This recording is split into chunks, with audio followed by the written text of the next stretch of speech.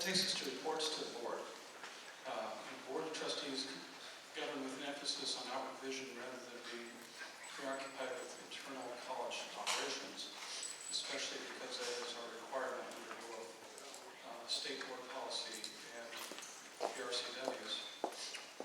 We ask that for each part of these meetings, how does this program, activity, initiative align with college strategic plan? What are the benefits and or impacts? How does this contribute to student learning and success?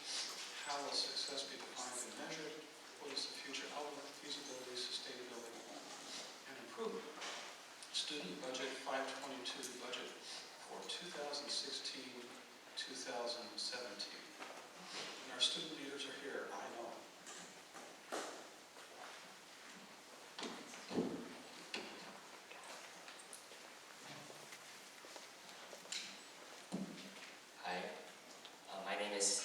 And I am the chairman of the finance committee in the student government.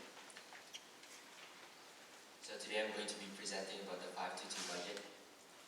So I'm sure, your secretary is handing out the binders. And you probably have the PowerPoint that I reviewed. So let's proceed.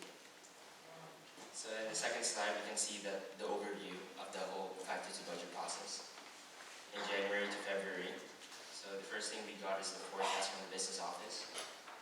Then the budget line managers made their adjustment requests. Then the campus life budget team handled the 522 budget. They had 6 consecutive meetings. And from March to April, the campus life budget team handed their recommendation to the finance committee of the student government. And the finance committee had 3 open hearings. Then the recommendation by the finance committee was proposed in the Senate meeting. And today, I'm presenting to the Board of Trustees. So on the third slide is the campus life budget team open meetings. We're going to be talking about that in a bit. And the fourth slide is the campus life budget team committee. The chair is Ridwan Ibrahim, and she's the student government president right now here. And there are 9 voting members, 5 students, and 4 staff. In the next slide, we can see of the overview on how the campus life budget meeting goes. The first 3 meetings was basically just presentations and justifications of the budget line requests. And meetings 4 to 6 was balancing the budgets, mostly voting.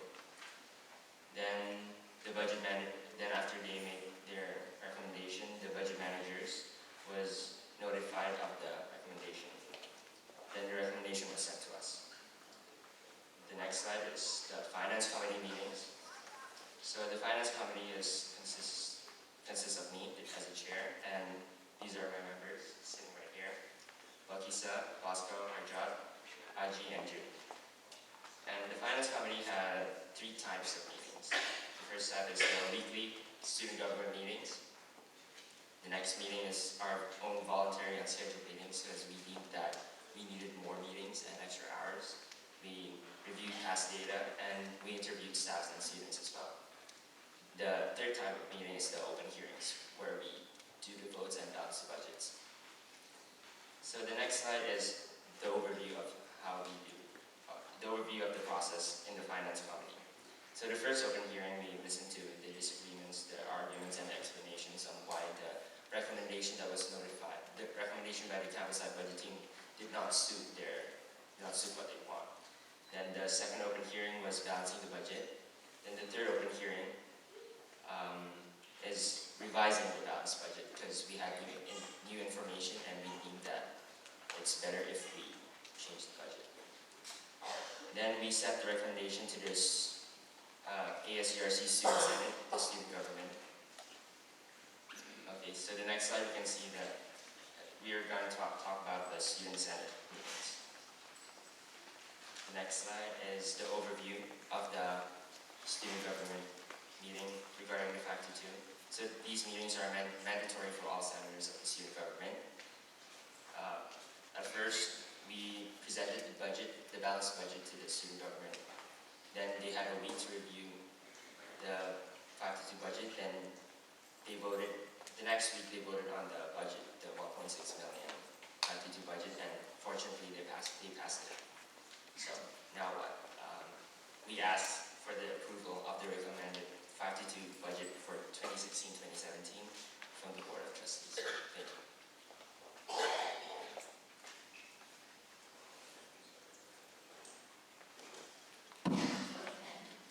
So, are there any questions from any of the members of the board? Yes, I see that there's no funding next year for the fast pitch program or the cheerleading program. Will those programs continue to operate, and if so, under what funding source?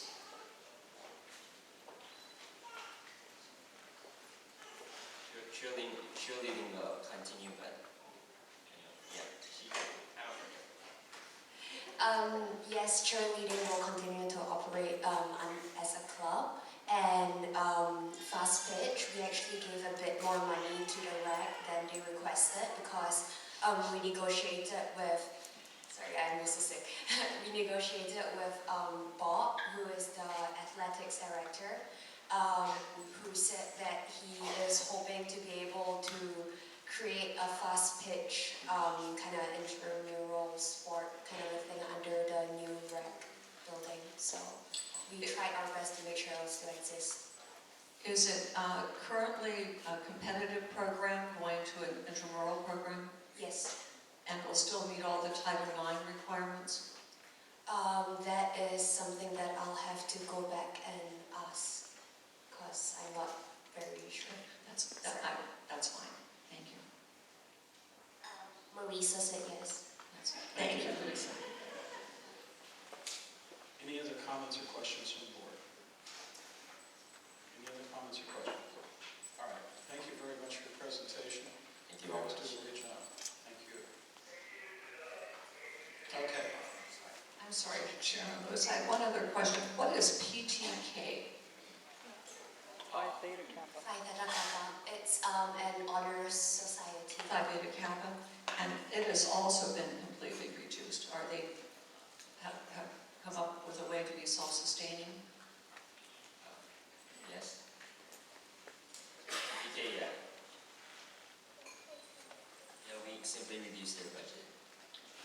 To zero. But they get somewhere. Is that under student employment grants? Yes. Yes, because previously they didn't use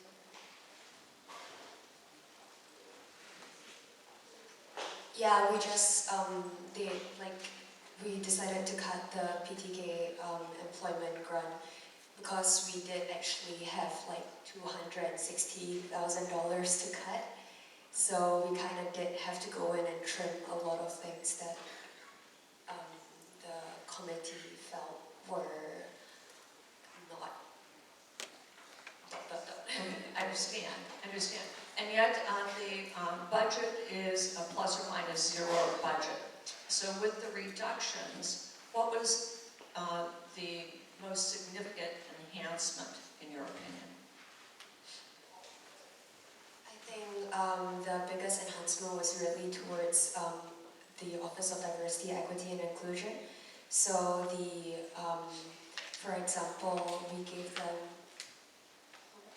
we gave them more money for their student employees who have said that they have insufficient dollars for their work hours. And we also gave them more money for their program, which previously had not been receiving much. And, they do things like a textbook loan program. They wanted to make more conferences. And I think that since we were, declared by Times as the most diverse college, we do need to put our money where our mouths are at. So, yeah. Thank you.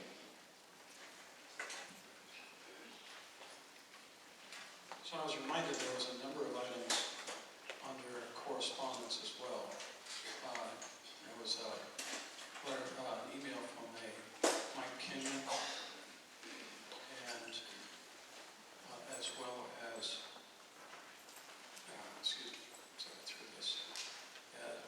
Filson.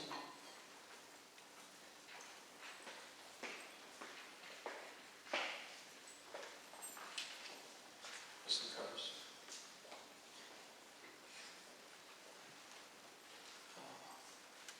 And Noel Hepler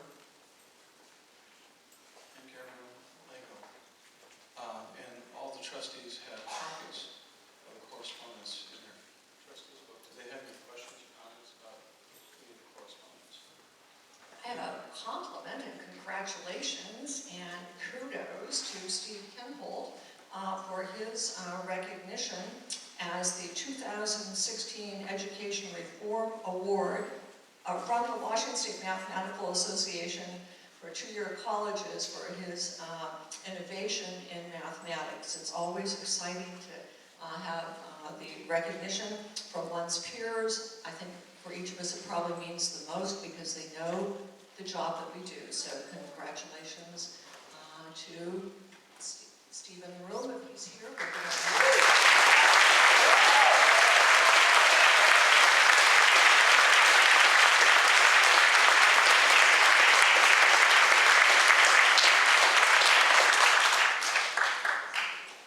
Okay. Trying to make sure I don't skip over any other items because we do have some board action, but we have some discussion that's going to take place first at my request, which is proposed board policy for other interactions with college. And there needs to be some context in this. For some time, River and other colleges throughout the third and fourth college system have been operating under a system. It's called the Green Line, where policy boards do not interfere with day-to-day workings of college, but rather make policy for the future of the college. But it didn't allow a lot of ability for trustees to really talk to large groups. And in fact, there are statements in the state board policy that says individual trustees will not talk to individual union, and there's a whole list of things that is discouraged. And that was state policy in writing for a number of years. And it had been questioned, and the executive director for the state came down with a change that said that while interaction with individuals is discouraged, allowed for some policy or policies to be set up within the different colleges. So we brought that back and have been seeking advice through the Assistant Attorney General, who's been bombarded from both sides. I appreciate it. About some ideas on what we could do. We worked on these back and forth, and I requested that they also go out to the faculty union, to the students, to the class guides, and we talked about this tonight. So what I wanted to do is I'm going to ask for a representative of each group, and I've set it up for the purpose of a particular individual. If there's a person here that is to represent him, that's fine. And to give us any ideas or changes or discussion about that. And then I want to have some discussion by the board. So I wish to start with the faculty. Is there somebody here representing the faculty who wants to talk about the proposed change?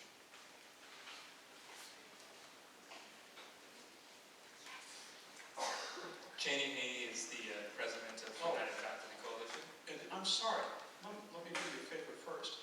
How about if I read the change Oh, that okay. I sent out? Great, that's good. The board members are going, oh, by the way. Okay, it says, the Board of Trustees needs to be responsive to everyone's needs. They do not have the authority of single individuals. The board is a policy-making board, and authority lies within Uninvited direct contact between individual members of the board and faculty is not encouraged. Straight out of the statement.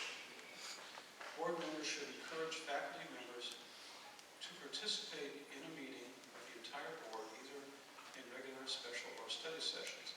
If an invitation is presented to individual board members or the entire board to attend classes or learn about programs, the board should be made aware of the invitation and should welcome these interactions.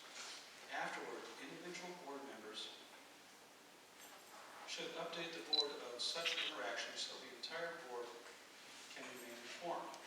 If the board agrees that an individual board member should attend the interaction, that individual is sent with the intent to listen, gather information, and report back to the board.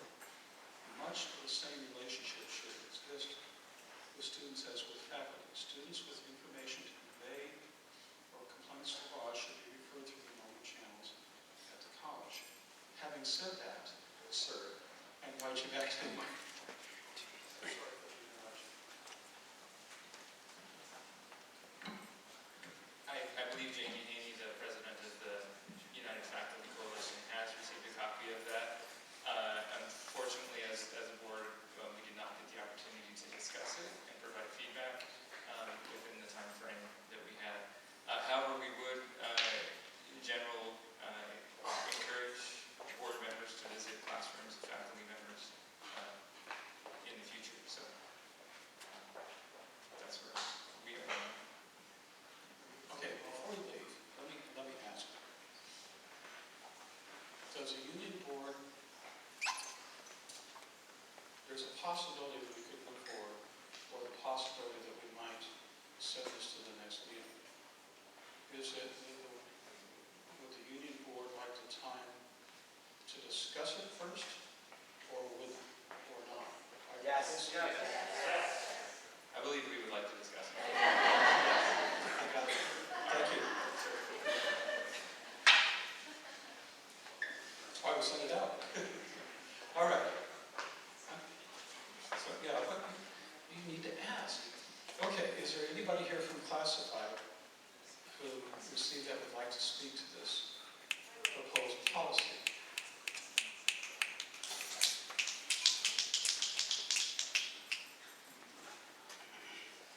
Good afternoon. My name is Loretta Gutierrez-Sachs. I am Vice President of the Washington Federation of State Employees, Local 304. I am here today to represent the classified staff. The reason I am here, nobody would come forward, is the staff is very intimidated. We had a rally here on April 22nd, and the staff were told by their supervisors they were not to participate or to go to the mic to speak out on how they felt about their work environment or they would be terminated. We are filing an unfair labor practice on that. As far as I know,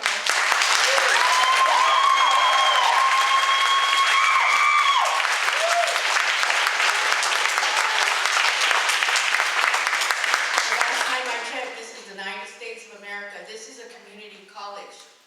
And every American has the right to voice their opinion. That is a law. That is in our Constitution.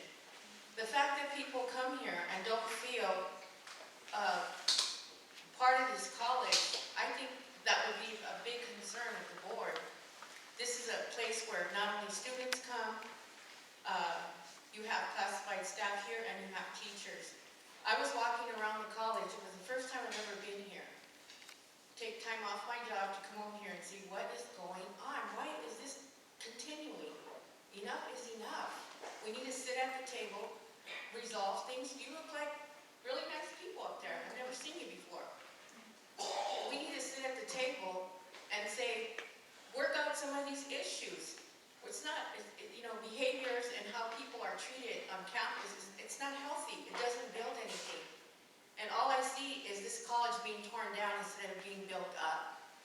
And I think that if you truly care as a board of trustees about all these people sitting out here, that you would make some movement on that.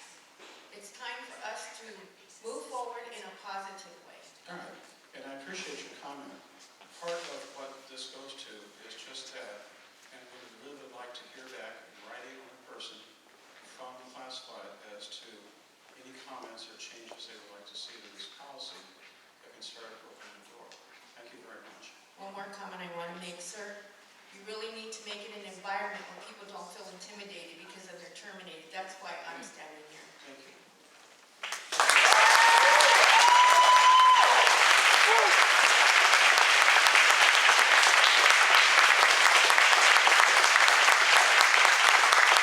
My name is Susan Evans, and I am the chair of the classified committee. Thank you. I have not heard anything about this. It is new news to me. So, and as far as I know, we just had a classified council meeting today, and nobody mentioned this. So I would like more information on it. Okay, that's two for taking it to the next meeting. Thank you. Again, in writing.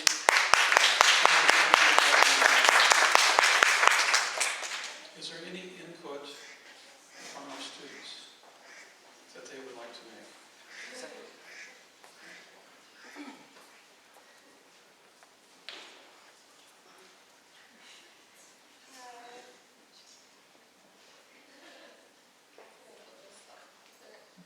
Is this okay? Okay. Hi, I'm Ridwan, student body president, and I came to do a student report today for this month. So, It's just on the board policy. Okay. Thank you. Now, here's the thing again. No, it's fine. This is for the student body officials that we sent this to. Are you ready?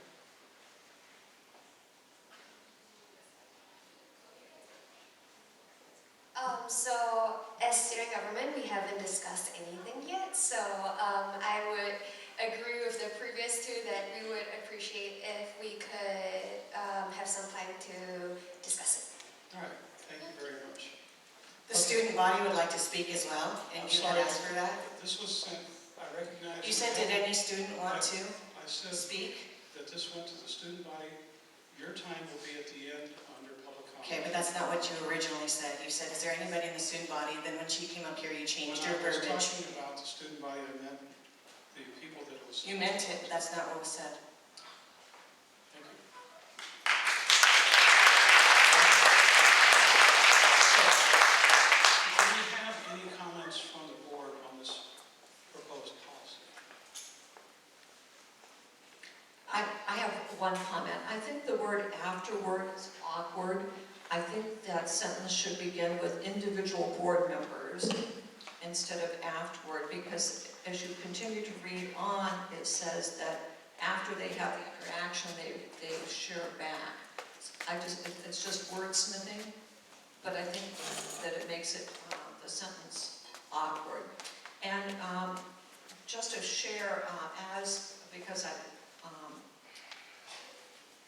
sense that there will be looking at the next board meeting, but we were very pleased to receive an invitation to multiple meetings across this campus, and needed to get our policy in order to do that.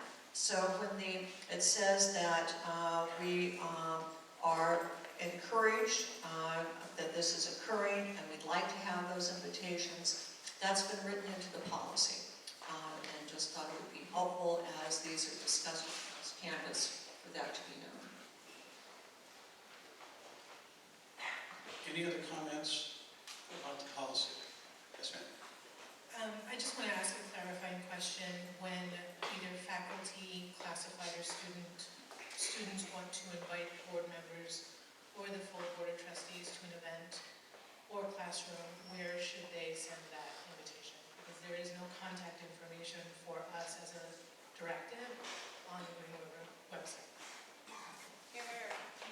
Well, I think it is set up, but if it isn't, we need to have a specific statement that any list of board of trustees go to this individual, this address, which will be common.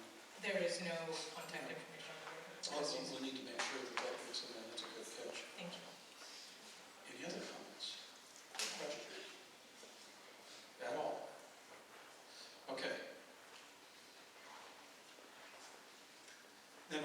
standing reports. The first one is the faculty report.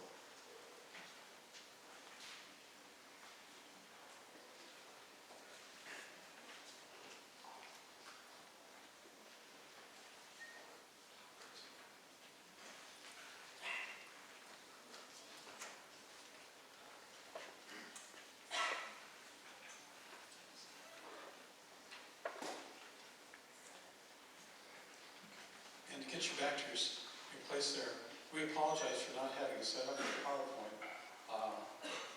It just didn't work out. Screen, all that. So we appreciate you making the paper. Should I be using this one or the other? This one's on? Yeah, this one is on. Okay. My name is David Nelson, and Rochelle Mitchell and I and Leslie Kessler are here to do the faculty report this time. As I substituted in February, Janie, our vice president, is at her daughter's pageant, school pageant this weekend, tonight. So, our faculty report starts off with, we want to talk about the budget crisis and to offer a couple of suggestions that potentially could avert this. First off, this building is scheduled for remodel at a cost of $4.1 million, coming out of local funds, not from a state capital allocation. So it's local funds that are the discretion of the board to spend. There's a picture on the thing that unfortunately is kind of hard to see. It's of a bathroom with those lovely 1970s yellow fixtures in it. And I happen to have a bathroom at home with those lovely 1970 fixtures in it because, you know, it's still functional. My bathroom, the toilet flushes, the sink works, the shower works fine, and I just haven't had the money with a kid attending college to do that remodel in the 15 years since we bought the house. But hopefully he's graduating soon, so maybe we can get that updated because financial times will be better, and that's something potentially we could do with this building. Is continue to use it in its functional form. It seems like there's room for all of us here to meet today.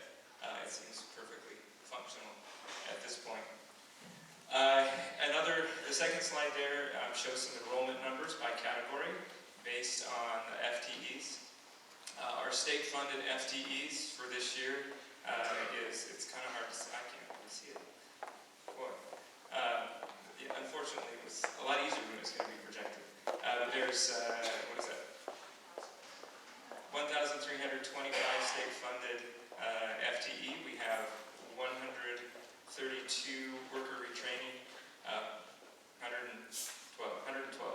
414 Running Start students, and 902 or 502? 502. So if you look at that as a category, as a percent of the college, there are state-funded students make up 54% of the FTE at this college. Worker retraining makes up 4.8%. Running Start is 17.6%. And IP academic students make up 21.3% of our FTEs. If we check the next page, and unfortunately these got stapled together and printed a little bit differently. In terms of our operating budget, if we look at that percentage, that 21% of our state-funded students, or 21% of our student body are international programs. If we looked at what 21% of the operation budget is, that if we consider them paying a portion of the college funds that's equivalent to the proportion of the student body that they make up, we should be receiving for instruction $5 million, just under $1 million for student affairs, $2.3 million or $1.3 million for business affairs, $500,000 for informational technology, just under $1 million for administration, or a total of $8.9 million should be coming from IP students to pay for the cost of this college, if we keep it proportional to the proportion of the student body that is international programs. Our funding that we get in the general budget is $4 million, so less than half of the cost of, potentially the cost of educating those students is paid from the IP programs budget. But the international programs budget, the international fund, the budget that was produced, is showing $1.7 million budget surplus in the one that was approved last year. $1.3 million of that has been dedicated to capital projects with the payments on the Kent Center, the Auburn, a new building in Auburn, and the Student Life building. So there's $0.7 million that potentially could be used to help offset the budget. But also IP income is way over budget. The budgeted allocation for the 15-16 year was $13 million, and as of March 31st, the income was $20 million. So there's $7 million in more money than we budgeted that's come in from our international students that could potentially be used to offset some of the budget deficits. Also listed there,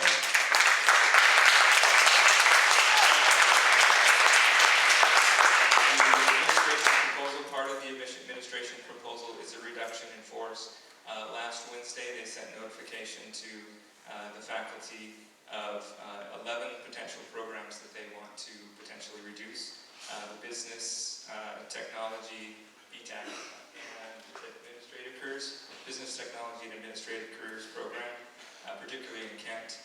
The criminal justice, fingerprinting certificate, design, drafting technology, drama, early childhood education, French, geography, German, occupational therapy assistant, and study skills were all on the list of potential reduction in forces there. But I went through some of the data provided for the program prioritization process, some of the financial data that they posted on the EndDrive that they made available on the GatorNet. And for the programs that they had data for, they did not have data for all those. But every single one of those divisions was bringing in more income than the expense associated to those programs, to the faculty expense for those programs. Foreign language was all grouped together. Criminal justice was bringing in, had a profit, well not necessarily a profit, was bringing in $300,000 more than they needed to run the program. Every single one of those programs was bringing in more money in tuition and co-op fees than they were expending in tuition, in faculty salaries and co-op fees. So all of those programs appear to be financially viable. The next slide has the FTE generation for each of those programs. I pulled this off of the EndDrive after the notifications were sent out. Some data was provided about the FTE generation and headcount for those. The BTAC program generates 512 state FTEs and has 1,746 unduplicated headcount according to the students. So if we're looking at getting rid of 512 state FTEs by cutting back that program, which seems odd because we're down on state-funded FTEs, and that's what we need to encourage more of those and not less of those. Design drafting technology has 491 state FTEs and 156 students enrolled. So if we cut that, we're affecting 156 students. Early childhood education had 1,813 students taking classes over the past year and generated almost 400 state FTEs. There's been no data provided for the French classes or for the German classes. They've been lumped in with foreign languages, so we don't have any data on that. Same with the drama department. They're included with the performing arts part of the data, so no data has been provided about drama as of this point. Occupational therapy assistant, we have 511 students generating 127 FTE, state-funded FTE. And again, we don't have any data on the study skills or geography. Geography, it says there were 411 unique students that took a geography class, and that generated 82.33 FTE. And we have no data on the fingerprint certification. So there are other options. The options presented so far by the administration to me don't seem to be addressing the problem of a lack of state-funded students. in there, and it doesn't seem like it's going to actually reduce, it'll reduce the expenses, but it will also reduce the income. And the reduction in income will be greater than the reduction in the expenses. So, based on the numbers that I've found on the N-Drive and the GatorNet, it seems that way. And Leslie has some additional comments to make.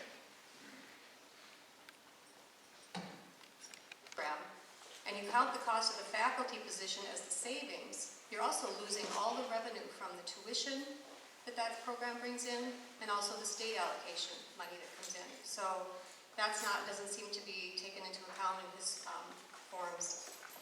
The RIF notice stated that data is available for us. My program is also one of the ones on the list, on the N-Drive. But the information that is provided there is not helpful. There's a few graphs, things that we could have pulled off of the instructional research area, and and some general budget information, but nothing really specific that we can use. If these programs were identified using some type of detailed analysis, where is that data? Why is it not readily available for the faculty to see and to use so they can better understand why they are in this position? Not just a general overall number, but the process used to come up with that number.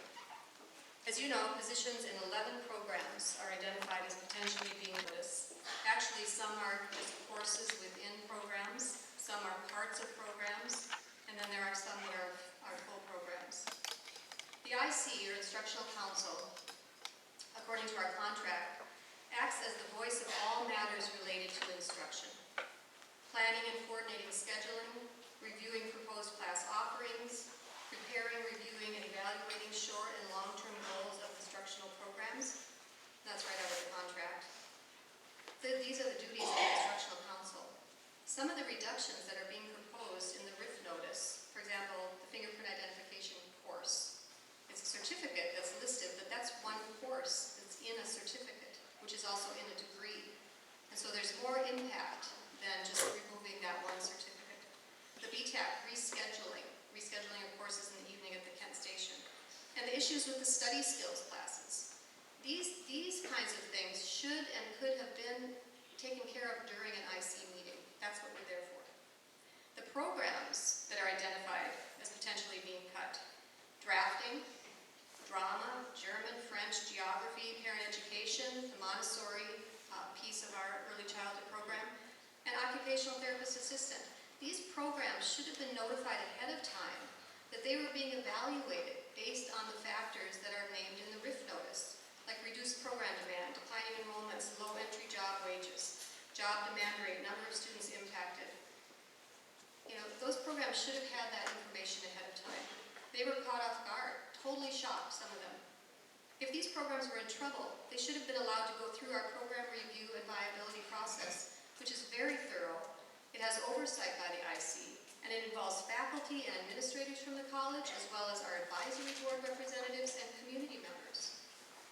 So, in conclusion, we in the IC, the chairs and me, we're very concerned, and all the faculty, about the lack of communication through this whole process, about the absence of specific data that's used to place these programs on this list, about the slow response to faculty requests for more information, and the disregard of the IC's role in working with the Vice President in matters related to instruction. Thank you.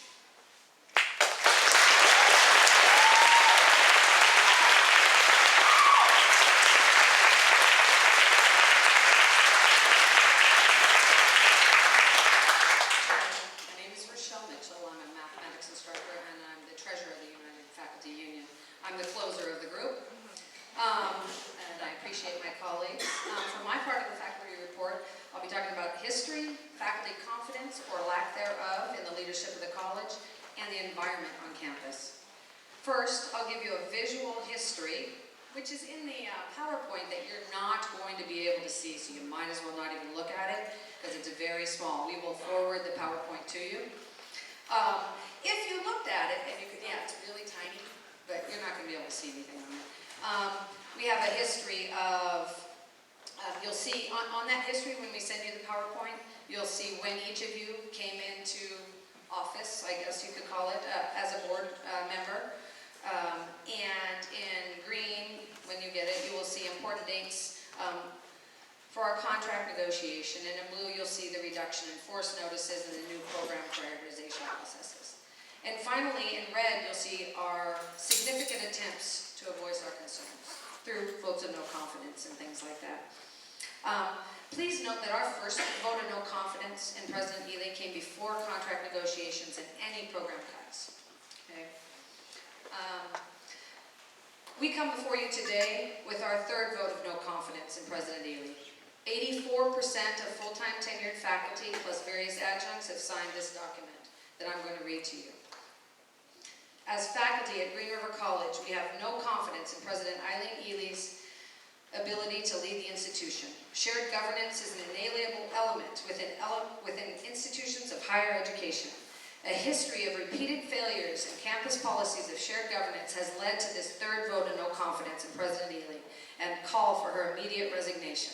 Our rationale for this third vote of no confidence and call for resignation includes President Ely refused to follow the bargain process for program review and initiated the program prioritization process in fall 2015 to rank instructional programs and determine program cuts to fill an apparent budget gap. President Ely made an arbitrary and irrational decision to threaten the following instructional programs with a program elimination: early childhood education, geography, geology, history, and oceanography departments. She also threatened the following academic support services with elimination: the Writing Center, Public Speaking Center, the Current, and Counseling Services. In all instances, she has failed to provide adequate rationale in 2016. President Ely made an irrational decision to eliminate the auto-body technology and geographic information systems programs and failed to provide adequate rationale in 2015. The elimination and threatened elimination of the above program negatively impacts our community and undermines the mission of this college. President Ely made an unethical and irresponsible fiscal decisions with taxpayer money that threatened the continual fiscal viability of the college. President Ely continues to demonstrate a constant disregard for past practices and college policies in regard to shared governance. President Ely failed to seriously engage in contract negotiations. The protracted process lasted 615 days before resolution. President Ely has failed to address faculty concerns effectively and in good faith. Direct concerns raised by instructional council and division chairs have been repeatedly ignored or deflected. There is no two-way communication. In order for faculty confidence to be restored in administration of the college, we request the following. 1, no faculty rifts. 2, meaningful inclusion of faculty via the instructional council and divisions in the decision-making process regarding any matter affecting instruction and program review. 3, a commitment to maintain the instructional council structure with current rights and responsibilities. 4, the immediate resignation of President Ely. You will find supporting documents, several pages of supporting documents, and I will note that this was written before any of the current suggested program cuts came out, so that was not included in there. That said, this is not about program cuts. This is not just about the PPP. This is not just about frustration surrounding contract negotiations. This is not just about lack of communication. This is not about fiscal mismanagement. This is about restoring the college community that many of us helped build.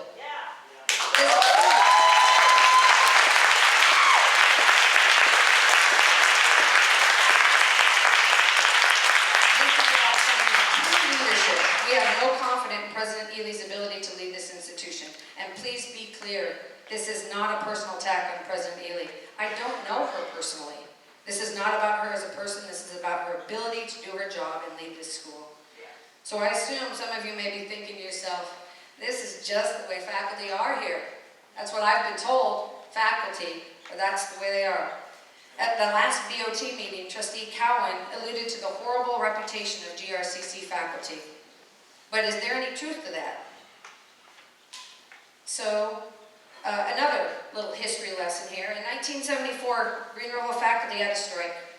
In 1990, GRC faculty had a sick out. In our extensive research, we think there may have been one vote of no confidence in previous President Rich Rakowski. I personally know none of those actions took place in the last 20 years since I've been here. I do not or would not ever deny that my fellow faculty have spoken out over injustices and disagreed with our previous president, nor do I think you would find any college where faculty aren't vocal.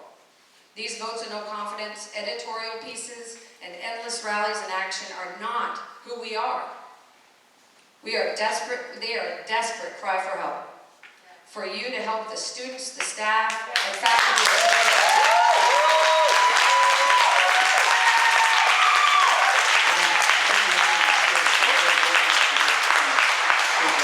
We have about 18 minutes now, so we'd like you to... Okay, I'm gonna finish up. Okay.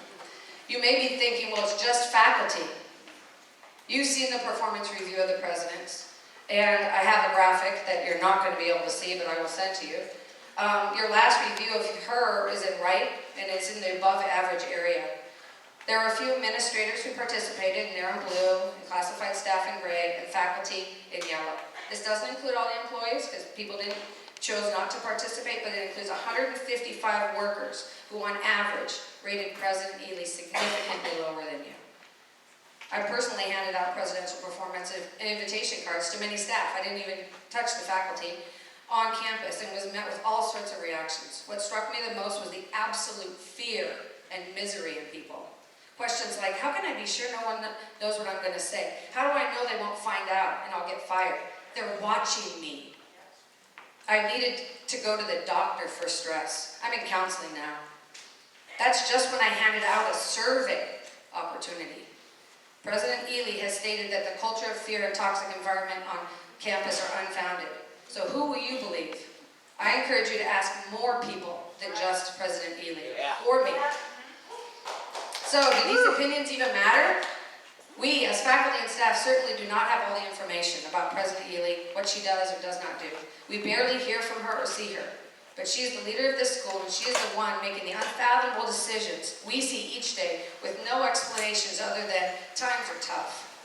I've sat before you, I have come before this very board, representing new faculty members on tenure committees. Imagine for a second if a tenure committee ignored the concerns of a large group of students. Would you allow that? Would you yourselves ignore those student concerns? Of course not. I believe that. I've seen it in you. You are passionate about that. So will you ignore us? Will you ignore our well thought out concerns about leadership of this college and the direction it is heading? Will you let programs get cut? Or will you listen to and read our concerns and respond? Will you take action? Will you believe one voice to your right? Or will you listen, truly listen, and find your own truth? That is what we are asking of you. Ask yourselves questions like, why are programs that make the college money proposed to be cut? Why hasn't administration provided justification for these proposed cuts? Why are classes and programs full of state-funded FTEs, the ones we desperately need funding for, proposed to be cut? Is remodeling a building such as this more important than serving our community by offering classes they want? Is there really a budget crisis? In conclusion, we have 3 specific requests. Actually, only 2, because I think that I kind of sense from what you said, Chairman Lewis, that you might not be limiting the 30 minutes for public comment. I kind of have I hope that you don't do that, because there's a lot of people here that didn't get a comment last time, and I hope that they get that right. That's kind of what I want to get through. Right. So one of our requests, take action regarding our specific concerns in our vote of no confidence. It is not enough to send a 1-paragraph response through public relations and stop the rifts. You can make a difference. You can stop these cuts. You can stop the mismanagement of this college. You can stop Dr. Ely. Be the leaders we know you can be. Be the leaders we need. Please do so before our community college disappears and our outer community and students are no longer here for us to serve. Thank you.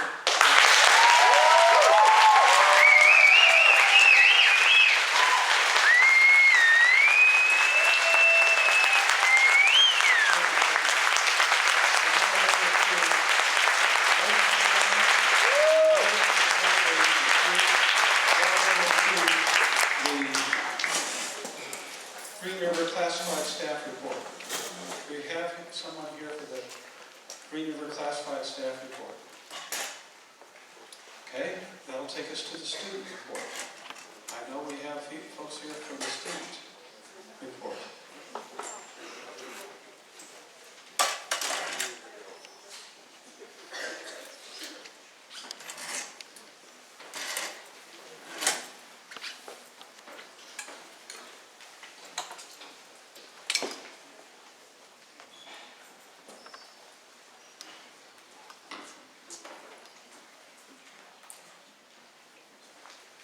Hi. Very good. Hi, I'm everyone, student body president, and I'm here to do the student report. So I just wanted to speak about some of our events that just currently passed. I think you guys can see it. One of them was the Art Week, which was April 20th. And then we also had the Cinco de Mayo celebration that a lot of students put together. We also had the Aqua Center. Yeah, this Nahamish Aqua Center where we brought students one weekend. And then some of our upcoming events, pretty excited for them. May 26th, we actually have the 50th year time capsule, which I wanted to speak to everyone about actually, because we have a time capsule that's about this big, and I don't know if you guys knew, but in the library there's actually a time capsule that was put together some years ago, some years back, and we're actually going to open that capsule and see what's in it.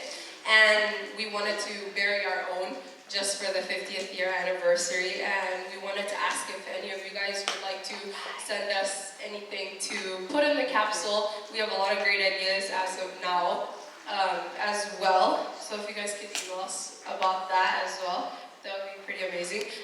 Tomorrow we have our Far East Movement concert, our spring concert, which is tomorrow. Pretty excited for that. Pretty big event. We also have our Global Gator Bash, which is May 26th. Yeah, May 20th. Okay, it's on May 26th, so the same day as the flag ceremony. And Lavina actually wanted to ask one of the board members a question. If anyone wants to lip sync Blank Space with me, you can email me. We would love to lip sync together. Taylor Swift, it's awesome. And if any of the faculty or staff also want to participate in Global Gator Bash, this would be pretty fun. And move on to the ASGRC report. We had our lunch and faculty a week ago, May 13th. Lunch with administration a week ago. And then we have lunch with faculty, which is next Friday, so May 30th, 12 to 1. We would love to have you guys there. And I want to introduce you guys to our next year's student body president and vice president. Elections came out a couple weeks ago, and hello, my name is Patricia RG. I go by my last name RG. It's an Indonesian thing. I've been in Green River for about a year now. I'm here studying criminal justice, and I'm looking forward to transferring next year. And I'm from Indonesia, I think I mentioned that. And yeah, I am next term student body president. And regarding the Global Gator Bash thing, if you guys want to join, we have three parts of the events. Open mic, you guys can sing or do whatever you like. We have talent show competition too, and the lip syncing thing, so you guys should come and participate. My name is Harjot Singh. I'm a domestic student from Dallas, Texas. I'm basically finishing up my business degree here, and I'm going to be next year's vice president.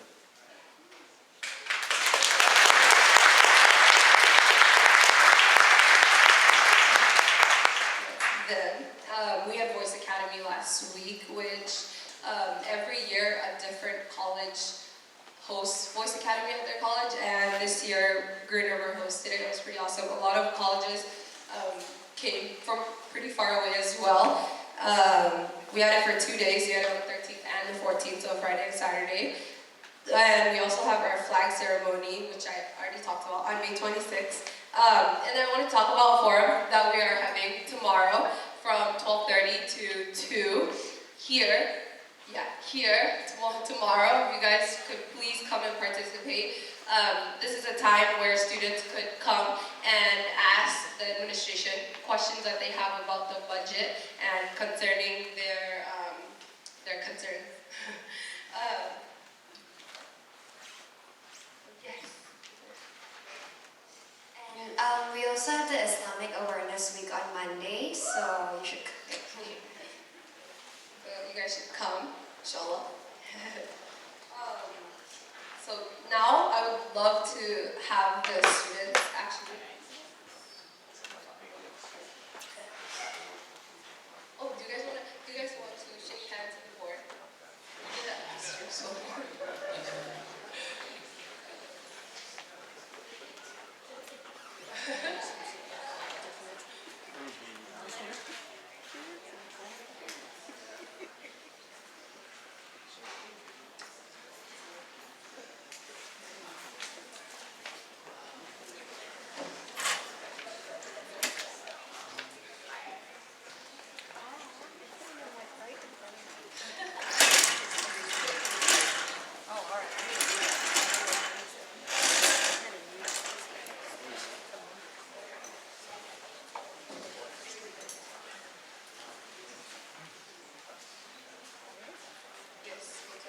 Next Friday.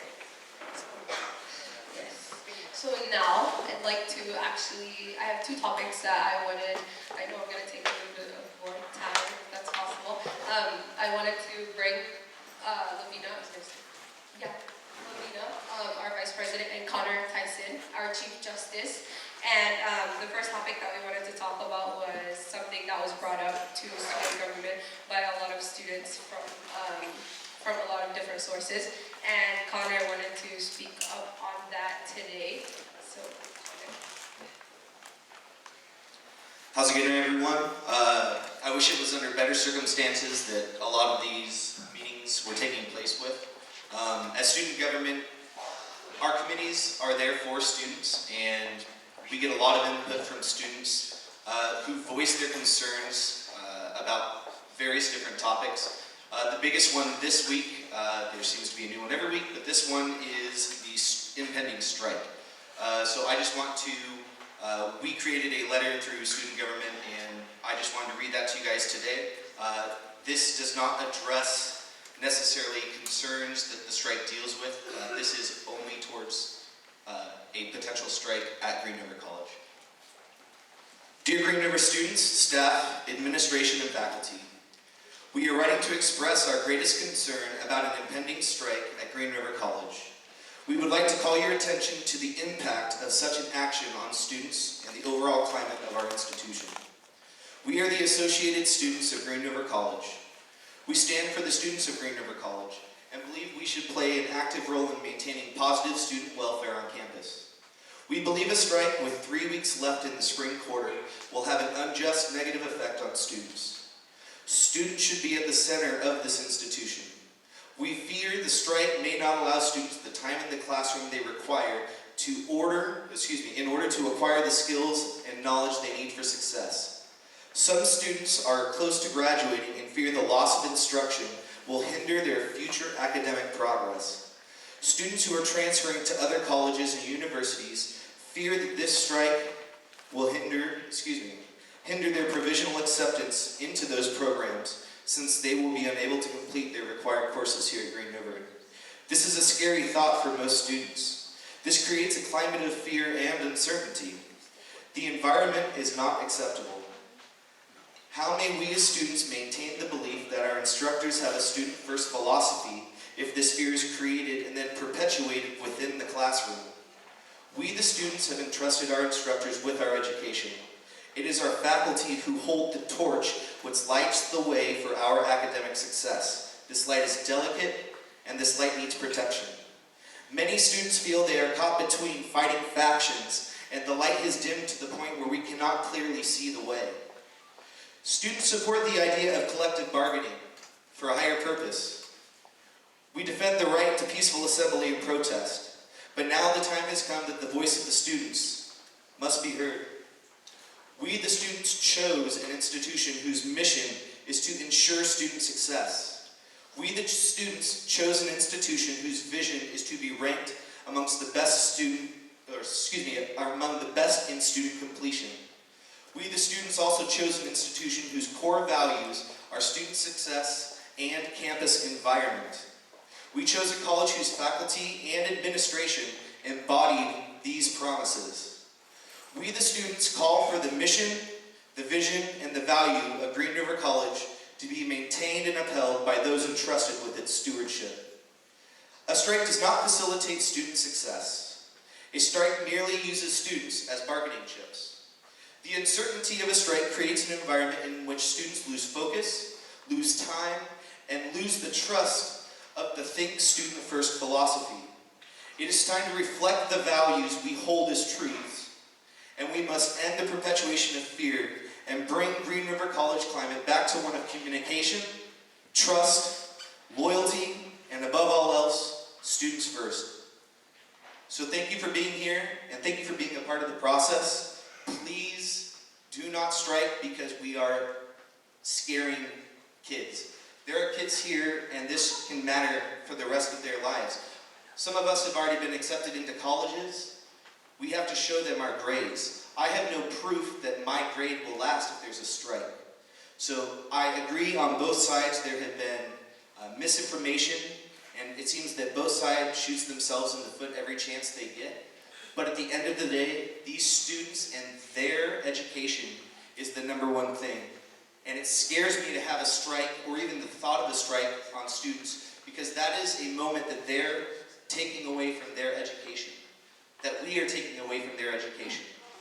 So thank you for being here, and I encourage the process to keep going in communication through positive communication. And thank you all for your dedication to Green River College. I love every single one of you, and go Green River. So, thank you.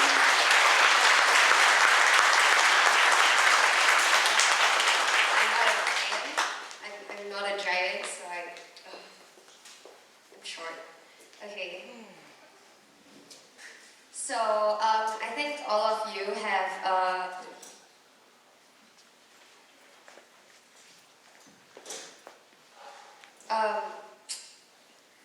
so I think all of you have.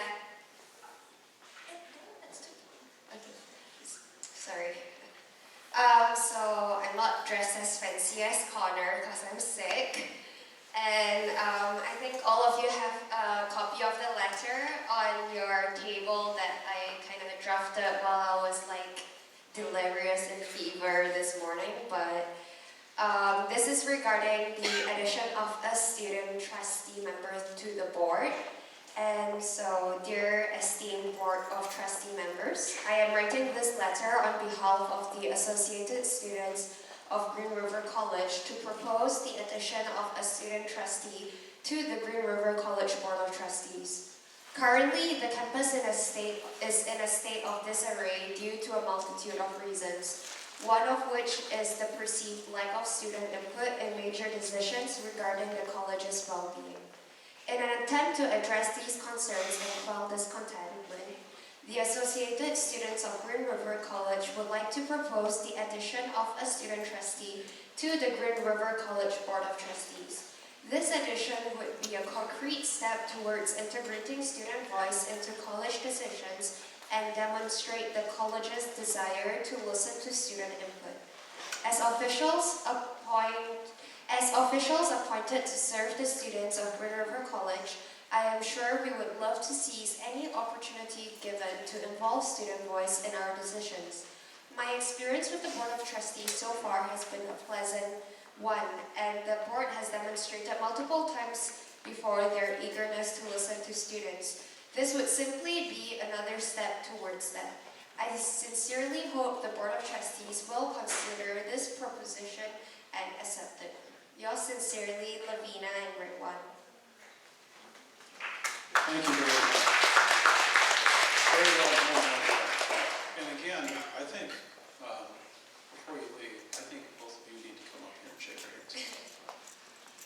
And also, so about the addition of the student trustee, I'm aware that, there's a whole process involved and it's not as easy as the board just saying yes. But if we get the okay from the board, then we're willing to put in any work and all of the stuff of having to submit 3 to 5 students to the governor, blah, blah, blah. We will, get down to business and do this. So, we're just waiting for the okay and the go ahead.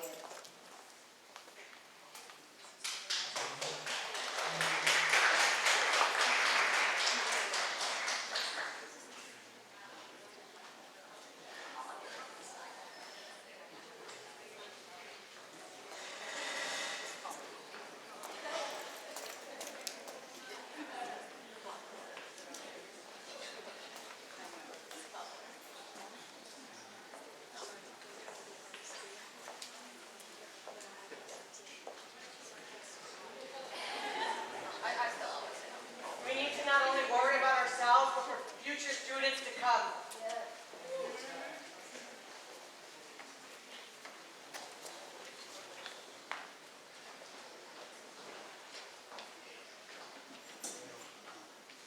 That will take us to the president's report, and then I'm going to allow our trustees to speak as well. So, President Ely. Thank you. Can you hear me, or is this on? Okay. Yes, I'm just talking about enrollment again. We're constantly looking at enrollment. Currently, our spring quarterly enrollments show our state and worker retraining combined down 1.78%. So again, we're heading down in comparison to last year.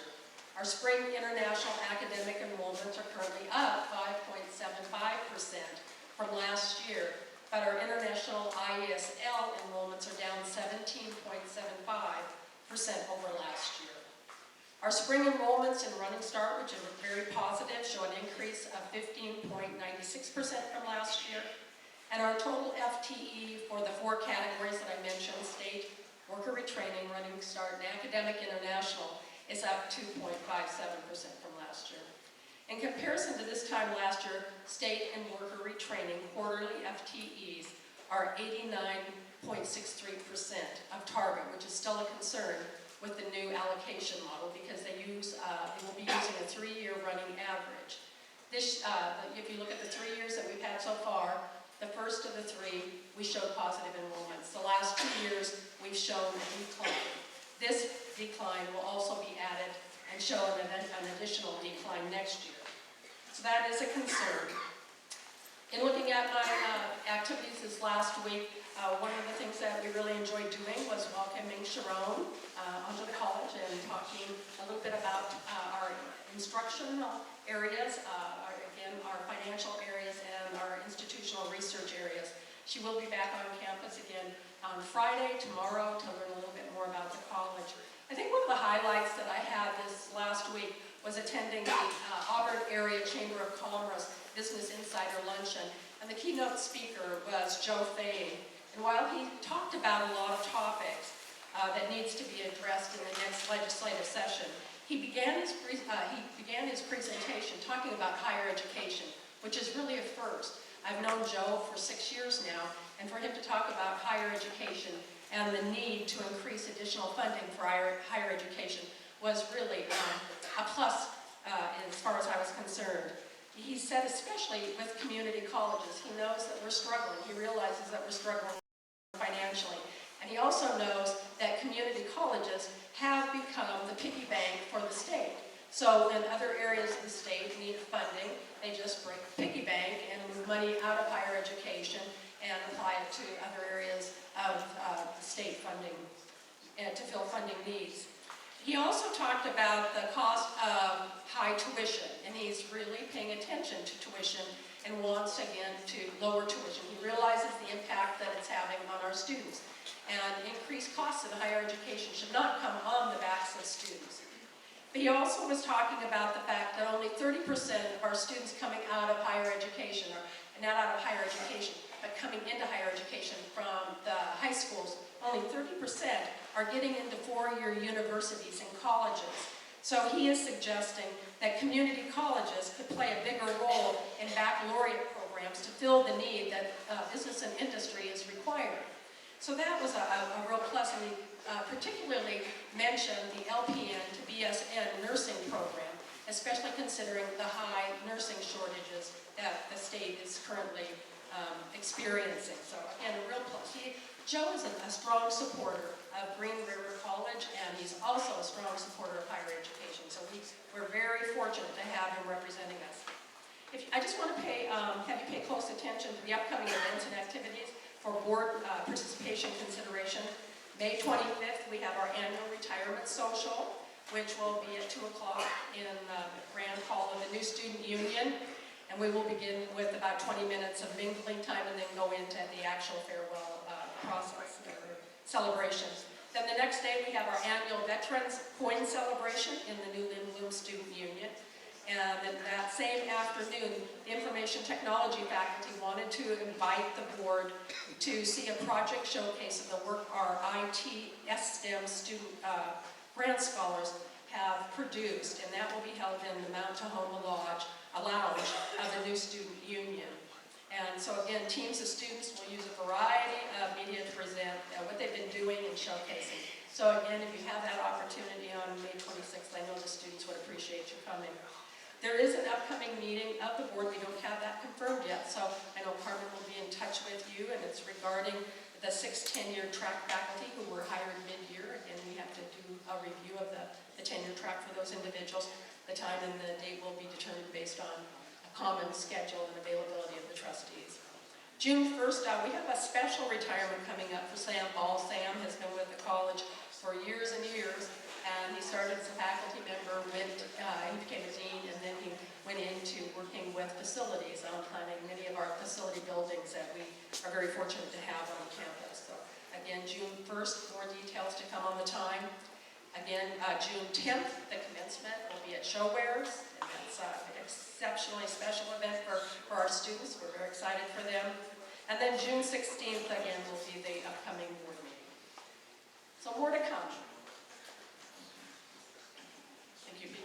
All right, thank you very much. Are there any comments from any of the trustees? Vice Chair?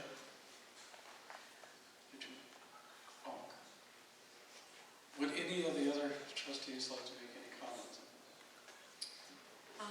Yes, I would. I guess I was somewhat surprised with the lack of information or data around the proposed reductions in force, etc. Because we were apprised that there were 8.6 FTE in German, for example. So if that there's information available, and it would be, I think, really beneficial for the college to come together. When we passed the participatory governance policy, it was our hope that there would be a vehicle for that dialogue to occur. So that at least everyone would be operating from the same data, because there are some significant variations in data. So hopefully there will be clarification provided around the data pieces sitting behind these determinations. All right. And that will take us to board action, the student 522 budget for 2016-2017 under tab A. Is there a motion for approval?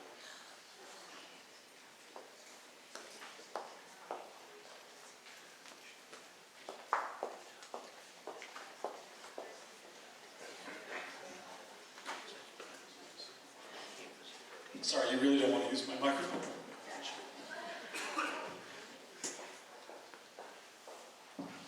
Mr. Chair, I move the Board of Trustees, Community College District Number 10, approve the Service and Activity Fund 522 budget for 2016-2017 in the amount of $1.6 million. Thank you. Is there a second? Second. Thank you. Any discussion? Yes, I would like to compliment the students on their process. There were difficult budget decisions made, program reductions made, and program enhancements made. And coming together to, support those decisions as a associated student body, I applaud you on the heart. Very good. Any other questions? Yes, ma'am. Sure. I'm sorry. This is, okay. Mine's German. Mr. Chair, I'd like to also thank the students on the Fact 22 budget. I think that was a demonstrated, open and productive and inclusive, transparent way in which to do the budget, which I think we can take some lessons from and move something like that on this level. So I appreciate the fact that you did all of those things. You took in an opportunity in which someone can come back and say, yeah, I don't like this still. You provided that opportunity and appreciate that transparency and that inclusion. Thank you. Thank you. Any other comments? If not, all those in favor say aye. Aye. Opposed? Passes. Thank you all again. That was a lot of work.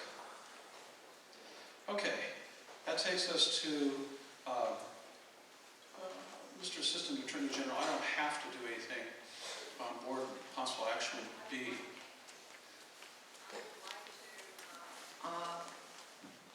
I would like to move, or to make a motion that we accept the policy on interactions with the college for first reading, with second reading scheduled for the next board meeting and possible adoption. Is there a second? There is a motion and a second. Is there any comment or question? I think we've heard unanimously that time is needed, and so to save it for the next board meeting, hopefully we'll give all interested parties an opportunity to dialogue and come to that meeting prepared to speak to that policy. I do like making it the next meeting because the sooner we can kind of get out and about accepting invitations, I think the healthier it will be. So that's why the next board meeting. I'm a little confused as to what the feedback loop will be between the policy as it is and those individuals who were vested communities that want to offer feedback. I am a little afraid of getting into wordsmithing in the June 2016 meeting, but I also want to offer the opportunity for feedback and understanding from where everybody else is coming, because I have some concerns over the verbiage of the policy. Okay, now, trustees, from what you've asked in the past, and we can change this because we can do a couple of things. We can have a study session just on that.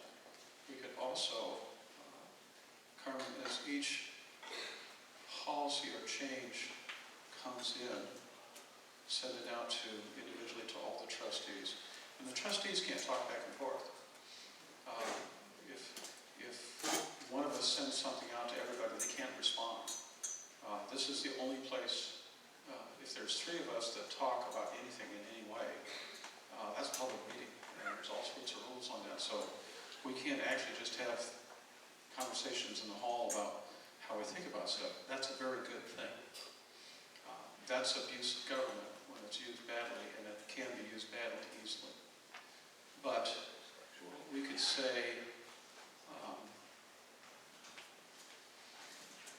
what's the date of our next meeting? June 16th. June 10th is graduation. 11th, 12th, 13th. We're going to take in, we will continue to take in comments. You all will receive everything that is sent to administration, to the administrative office. Every trustee will get the same thing. Will get it all. They're going to make their comments back to Carmen. I will come in, and others can come in and review those comments individually. Sir, I'm keeping a great eye on you. Can keep and look at it individually. We can then do some abridged or updated drafts back out and back and forth that way. Is that acceptable to everyone? Not back and forth. I meant back and forth between we send it into Carmen, we all get through and go through it, and then we send it back out. But they can't individually be talking among themselves. But you can come in and look at it individually, not together, but individually at any time. Okay? So. Mr. Chair, I think it may be just a tad bit premature to say we're going to look at it this month and look at it next month. If, as provided testimony, you have not even seen this yet. I think there will be more information in the next month when we have a different version, which will again have to be read and sent out. And so I'm concerned about rushing into saying this is the first reading and that's the next reading and that's it. I think we need to take the time and the opportunity to share it. We need to make sure that you two receive it. And I think that's something that we should request, that we know that you received it, and then we can move forward. All right, so then you just confirm, I second your motion. My intent was, because obviously in a typical K-12 system, the first reading is simply a declaration of intent to go to deal with the policy that covers the problem. It is not an attempt to adopt the current policy as written. So we're just simply declaring our intent to try and bring closure on this at the next meeting. That is the process which I'm accustomed. First reading is only saying the board is considering this. It does not have to be adopted at the next meeting. It can be never adopted. It can, but at least it comes back up on the agenda at the next meeting. So folks know when it's scheduled. Action is, the action at the next meeting could be to, review it again in October or, whatever, with whatever language. But it just gets it into a process so that people know that it's out there being discussed. Further comment?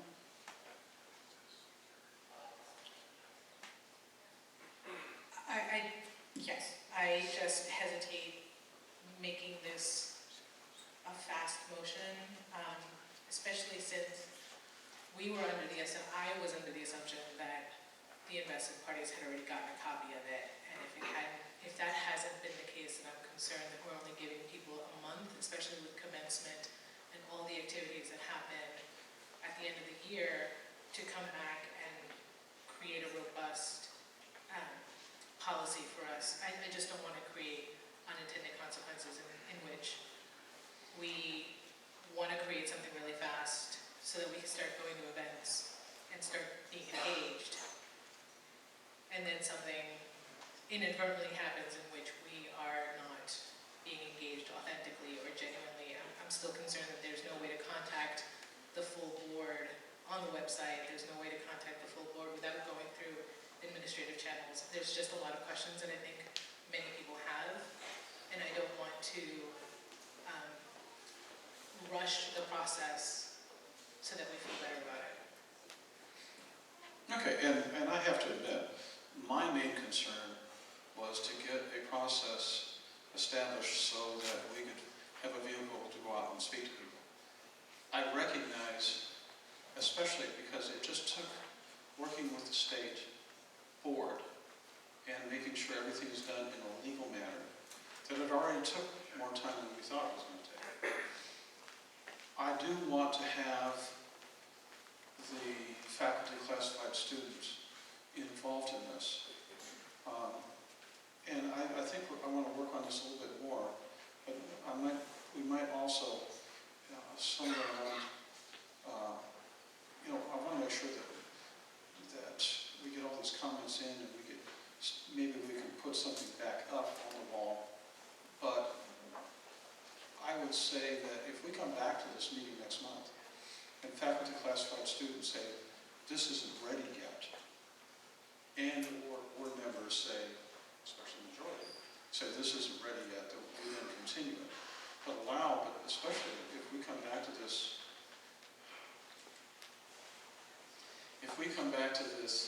next month and the faculty said, this is something we can use, classified agrees, students agree, I would be then very, I just don't want to leave out that possibility.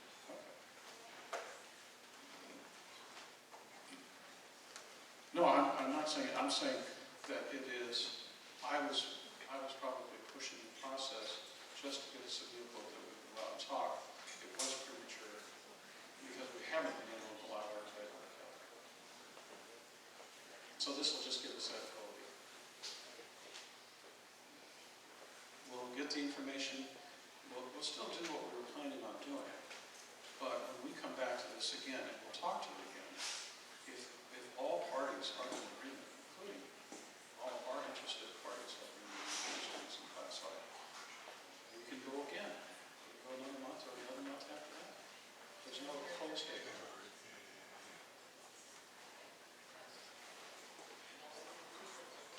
One of the motions to get to the next one.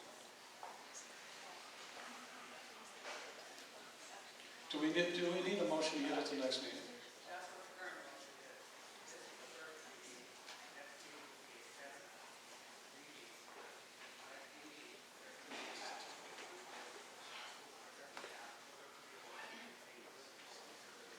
Okay. Just to get it to the next meeting. Vice Chair, anything? Are you okay with this?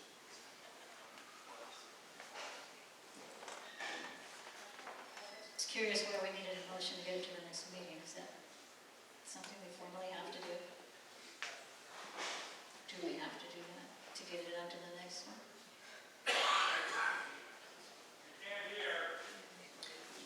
Our assistant AG is saying we do not have to take any action at all, that we could just leave it be. My preference is to take action, at least show that we've done first reading. The faculty members, we received a lovely invitation from Ms. Haney, the UFC president, in March, saying that faculty members were enthusiastic in inviting our presence and welcoming us. And I just, by making at least noted that it's had first reading, I think it moves that process a little bit forward so that we're being responsive, and my interest is in being responsive. So my concern is that there's nothing currently stopping us from going to those invitations. It's just, it feels like it's the process to get those invitations that is the discussion now. I mean, we can currently still go to the invitation of Professor Haney, correct? Because it was presented to everybody in a public forum, and we could discuss who could go.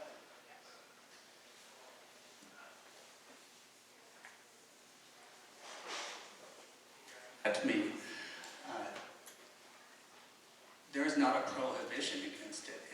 The reason this is happening is because the board does not have a unified position on how that should occur. So that's why the policy is being considered. Yeah, the state board came out and said, here's our old policy that doesn't have any of that in it. But you can now establish your own policy, which is why I wanted to bring it forward.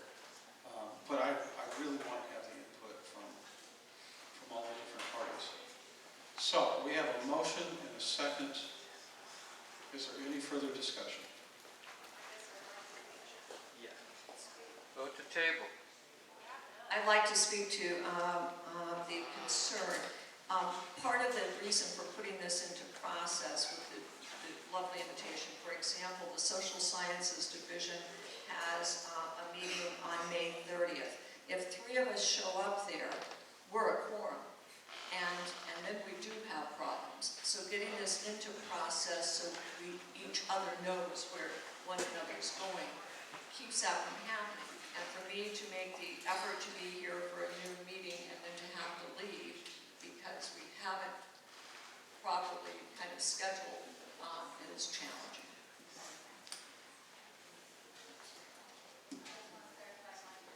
So, well, I just want to clarify that I support policy. I support the policy, and I understand the reasons behind it. I just didn't quite understand the reason for the motion. If we have it on the agenda, it's been read, it can be on the agenda next month. I don't understand the reason for the motion, but I support the policy. Any other comment or question? If not, all those in favor say aye. Aye. Opposed? Passes. Thank you. Okay, so, any comments? Students, classified, faculty, please.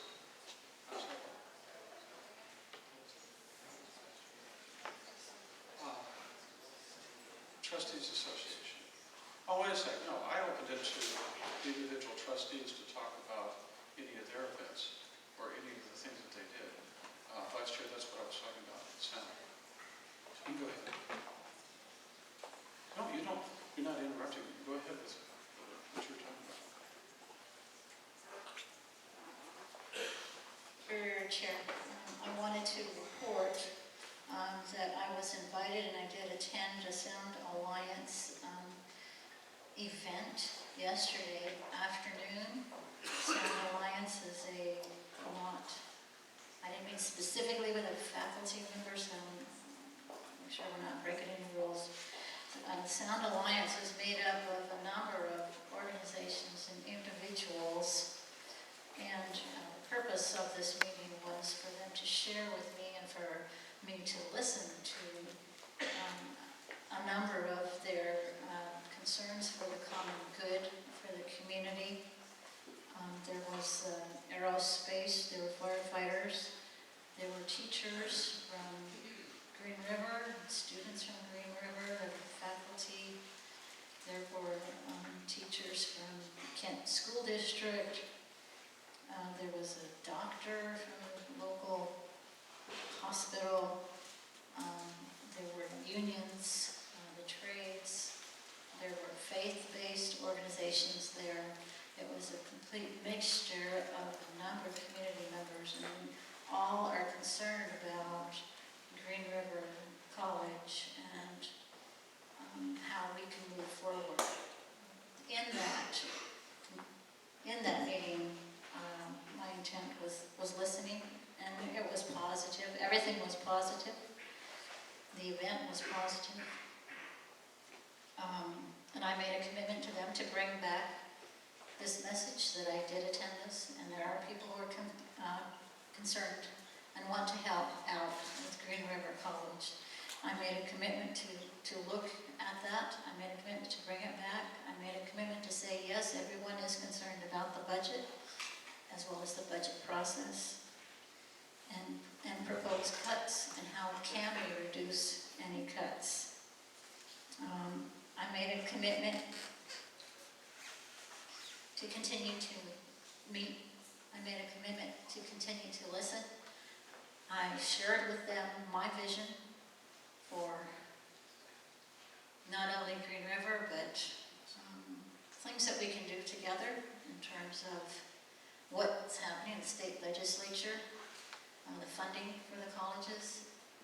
What can we do to improve and increase diversity, racial equity, social justice, services for our disabled and our veterans, and how we can move forward. And I made a commitment to continue to work with the communities, and I made a commitment to continue to listen and to bring those messages back to the board.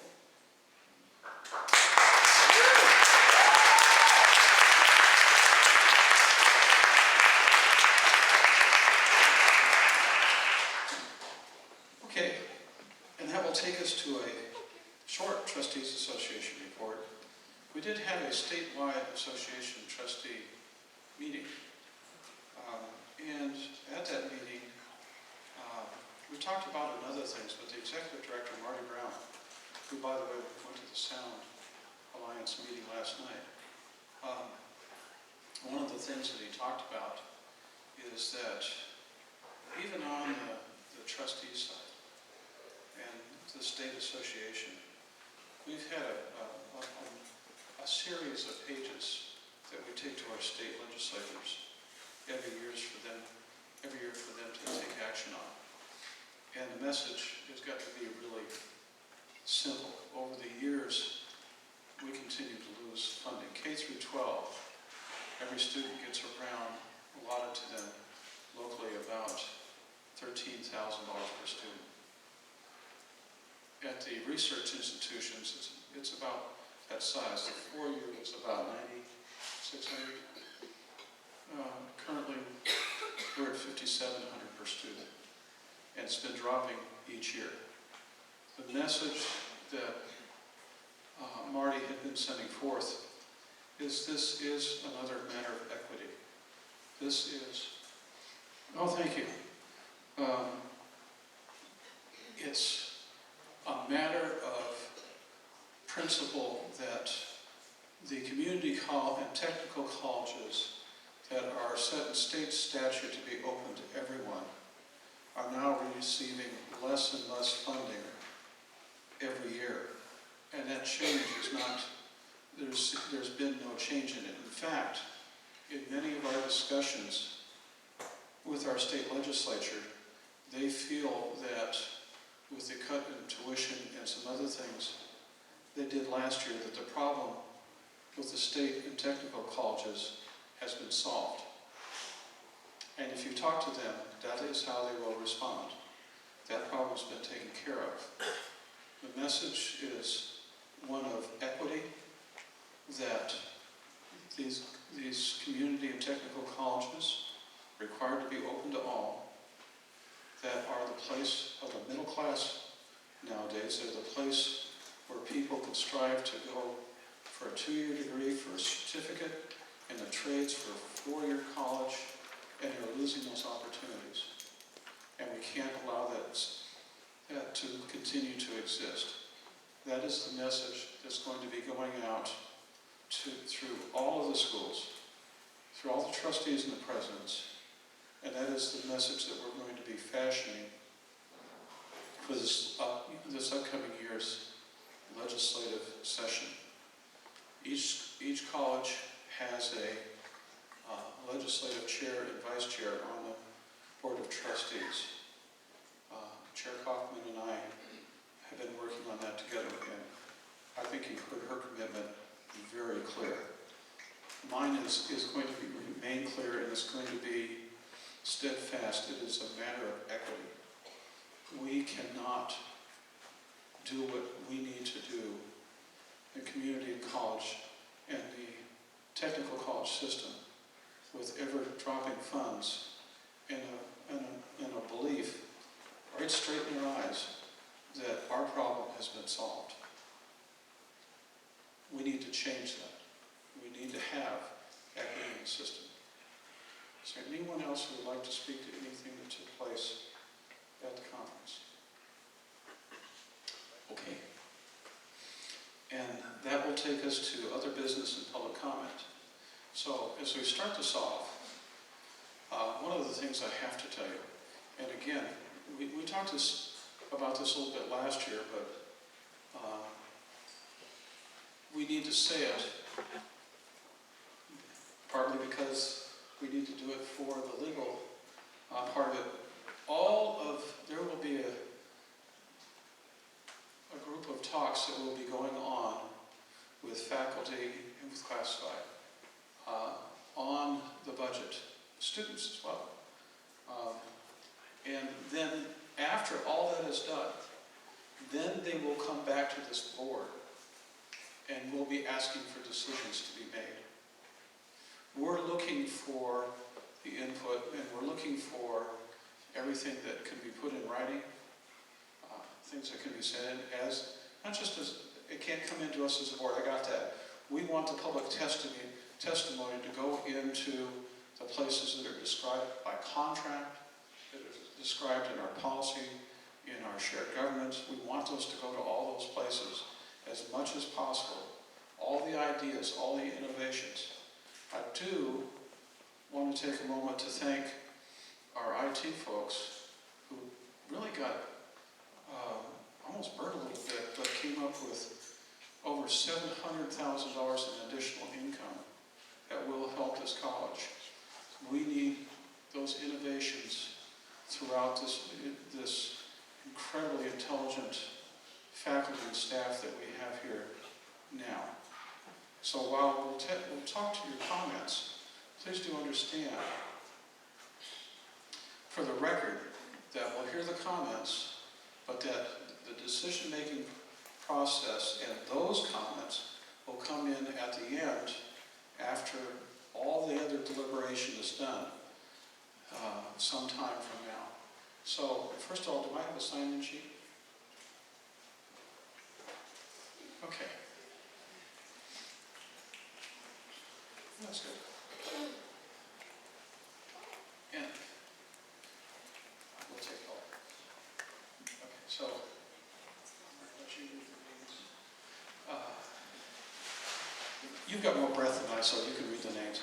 So what we're going to do is we've got a mic, and we'll ask you to come up, and we're going to call out 5 names, and then we're going to ask the 5 people to come on up, so that we can get people in orderly fashion. We'll ask you to take your 3 minutes, and we want to allow as many people as possible to speak. Now, they had a bell up here for me. I used to work in retail. I can't stand bell. I don't want to hear it either. But are you going to do the stopwatch thing? Okay. You'll do the stopwatch thing. So, first person, if you want to go ahead and start.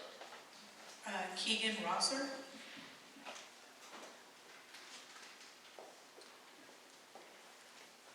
Okay. I have a whole thing written, but first I would like to respond to what my student government said earlier. I would just like to say that I support my faculty's right to determine their own actions and strike if they see fit. If they do nothing, this school will only become worse and worse for students who our student government claims to support. It is President Ely who has created this climate of fear and not the faculty. So, that being said, Chairman Lewis, this is directed at you. I'd like to formally introduce myself. My name is Keegan Rosser. I'm a running start student here at Green River Community College. I am Vice President of Queers and Allies, and queer and trans, and I am but one small part of Green River's diverse community that you claim to serve. However, your actions speak otherwise. For those who don't remember me, I'm that angry queer who told President Ely that she should be ashamed of herself. I thought that she was my only concern at the last meeting. And then you, Chairman Lewis, started speaking. From the second you walked into that room, you were closed off to us. All of us informed you that the meeting was not fully open to the public and thus was illegal. And someone even read the exact wording of the relevant law, along with the Washington State Supreme Court ruling describing the intent of that law, but you refused to listen. You told us that we had no idea what we were talking about. You told us that the law didn't apply there, that there were provisions. I guess you were wrong about that. But the point isn't that we were right and you were wrong. It's that you wouldn't listen. You would not even entertain the notion that you were wrong. That is not the duty of a public official. Just because we did not elect you does not mean that you do not have to answer to us. What was your possible motive for conducting that meeting how you did? Did you hope we'd just go away? Maybe that we'd forget about everything? Was it just a big power trip? In fact, I find it quite hypocritical of you, the chairman of a board of trustees of a college, a community college, that you would sit up there and close off your mind, dismissing us like children, and you should be ashamed of yourself. Now, with my remaining time, I'd like to show you something. Everybody please stand up and link arms. The administration thinks it can divide us. Ely thinks she can turn us against each other. She thinks she can minimize our movement. Chairman Lewis thinks he can make it all better by moving the venue, and then we'll shut up. I'm here to say that we are not divided. We are united and numerous, and we will not be silenced. So I would like everyone in the room to repeat after me. President Ely and the Board of Trustees. President Ely.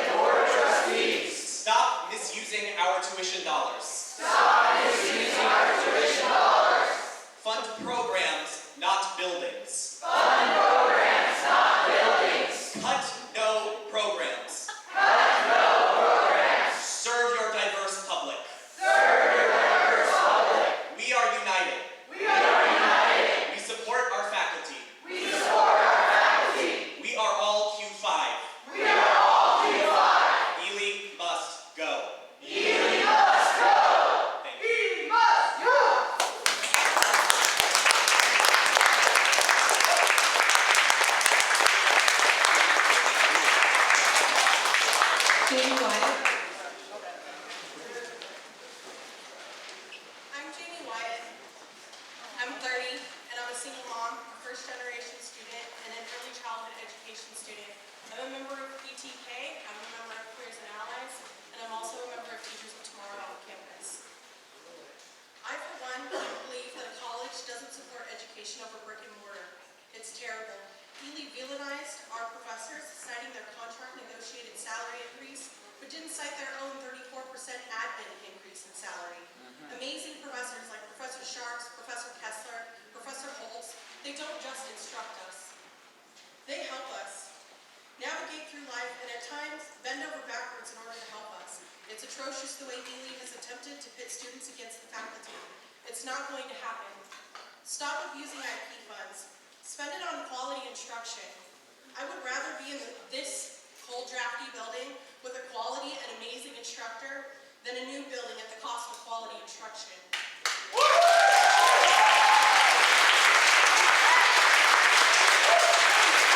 We divided our time, so I'm also presenting with her. It is amazing, and the time is still running. It is amazing how you can acknowledge that you do have a level of authority, that it would be inappropriate for you to conduct yourself in some ways. And yet, at the Board of Trustees meeting just last week, that authority that is over me already stared me in the face, didn't blink. That authority, as me being a student, shut me down during a public information. Perhaps you do have a good relationship with some of the students, but not with all of us. Particularly, students of color have been silenced during public forum. We have been shut down. We have been interrupted. If we are in such a deficit, how is it that we could spend $121 million on new buildings? And how is it that we can get new positions for VPs, 12 of them, and there's still empty seats?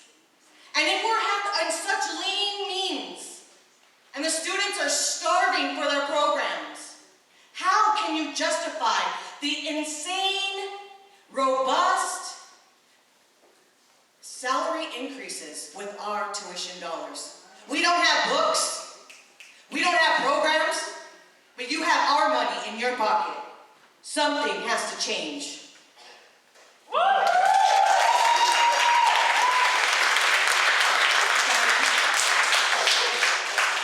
So the next one is our Diane, I'm going to mess up your last name, I'm sorry.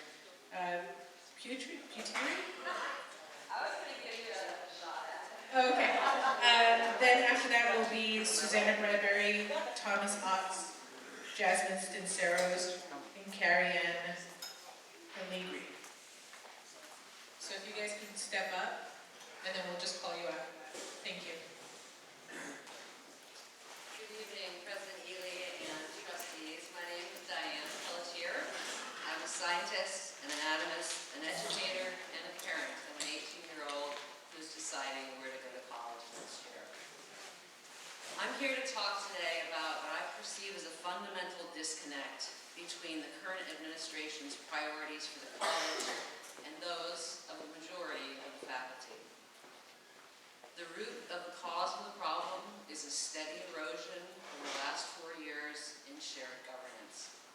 Linda, I'm sorry to report that shared or participatory governance is not working at our college.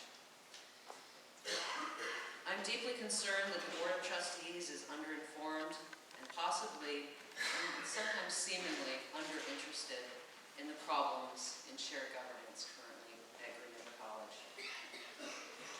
I'd like to share with you a document that's based on the American Association of Universities Purport Each Other and members of the campus community and each other. No.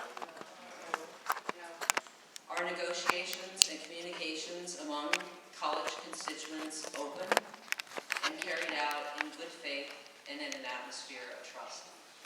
No.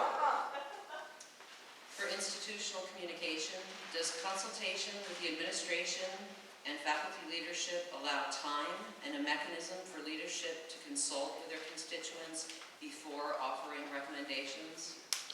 No. Does the faculty as a whole, in addition to the faculty representatives, have timely access to information necessary for faculty members to give input into governance processes? No! And under the president's role, does the president, on more than rare occasions, overturn faculty decisions and recommendations in areas in which the faculty has primary responsibility, including curriculum and promotion decisions? Yes. Does the president seek meaningful faculty input in those issues, such as budgeting, in which the faculty has an appropriate interest but not primary responsibility? No. Does the president effectively advocate the principles of shared governance to the governing board? No. Lastly, I want to say that the student who spoke earlier about the climate of fear that he felt regarding the faculty's current situation these last 2 weeks, and how he fears that he may not be able to complete his coursework and his degrees, and his future may be affected, is how I felt these past 5 years. That's the climate of fear I personally have felt subject to at Green River. It's very different from how it was 5 years ago, and I'd like for you to consider that shared governance is broken. It will affect accreditation. It has affected our community, and it needs to be repaired. Thank you.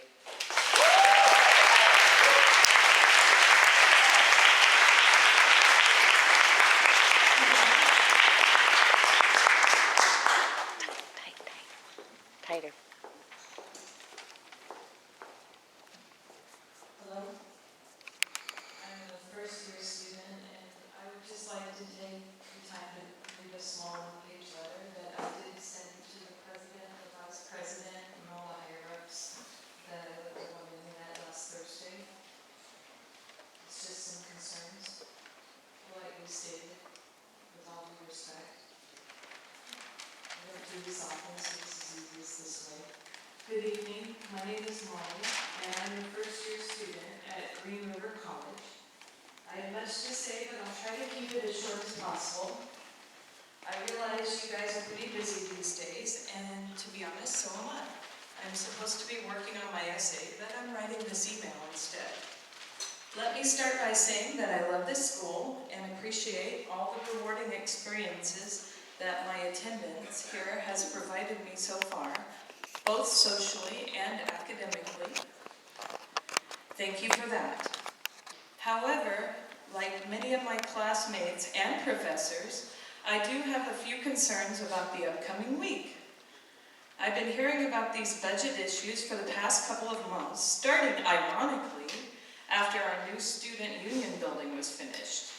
Being a busy working mom with lots of schoolwork and a marathon to train for, I haven't really had much time to explore these issues, which now seem to be escalating. I've received a few emails on this topic, which were already starting to concern me, but what I found most upsetting was walking onto campus today after work and hearing about the RIF notices going out and a possible strike next week. All I am getting is bits and pieces, and nobody really knows exactly what is going on. I find this quite disturbing, and am even more upset to read in your email that you're proposing to cut so many important courses. Is this truly necessary? I can't help but think that there must be other alternatives, especially for such a nice school with so many international students paying almost $100,000 a year with housing to attend here. I'm venturing a guess that at least 40% of our students here are probably international too. I know I'm close. As a dedicated student who has taken out loans and cut my hours at work to attend here, and a tax-paying community member, I feel I deserve to know what is going on and how this is going to affect my overall success here. I also know many other people here on campus with similar concerns, as the tension around our school is starting to affect our concentration and our study time. I've probably already said more than enough, but I feel the need to leave you with these 4 questions. Number 1, since so many people are going to lose their job, I think it's fair that I ask this question. How are you guys going to be affected by these budget issues? Are any of you taking a reduction in pay to help offset these budget shortfalls and perhaps save a few teachers' jobs? And I have in parenthesis, this question is especially addressed to President Ely, with all due respect, but applies to the other higher-ups as well. Number 2, rather than eliminate jobs and possibly entire programs, wouldn't a small pay cut, a temporary freeze on raises, everybody's raises, including the higher-ups, and furlough days be a better solution? Number 3, what about the students who actually need these classes for their degrees? Many of them, like myself, have invested a lot of time and heart into their education, especially the Running Start students at the high school. Number 4, if there is a strike, will the library still be open at least? Some of us really need to study, you know. And number 5, I added this later, I'm sorry. Will we at least be able to access our emails and Canvas files? Thank you so much for your time in reading this, and rest assured, I tried to write it as respectfully as I could and address it to who I thought was the most relevant. As a new student here, I may have left someone out. This college seems to be very top-heavy with more higher-ups and staff, it seems, so if I happen to forget someone in this email, feel free to forward it to them. Please consider my thoughts and suggestions, as it took a generous amount of time out of my studies to write this. I look forward to hearing your thoughts on this matter and hope you have a good weekend. All my best, Susanna P. Bradbury, Molly. I just wanted to read it because I never got a response from anybody I sent it to, except an auto response from somebody, and I just wanted to make sure that you guys received it. Thank you very much.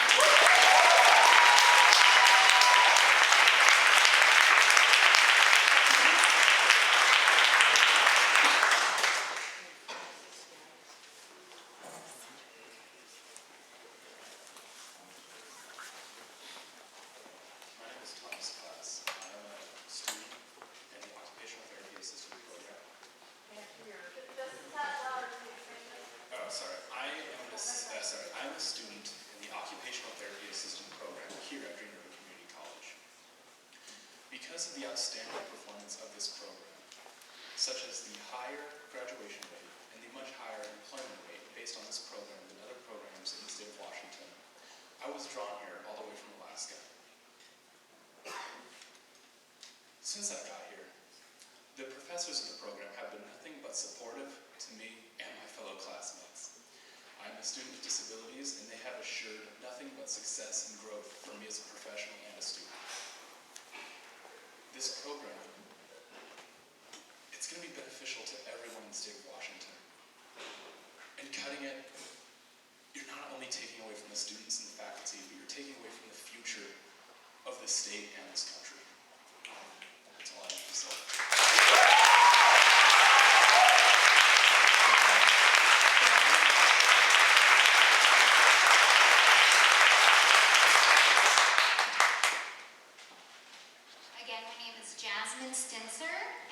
first-year student in the Occupational Therapy Assistant Program.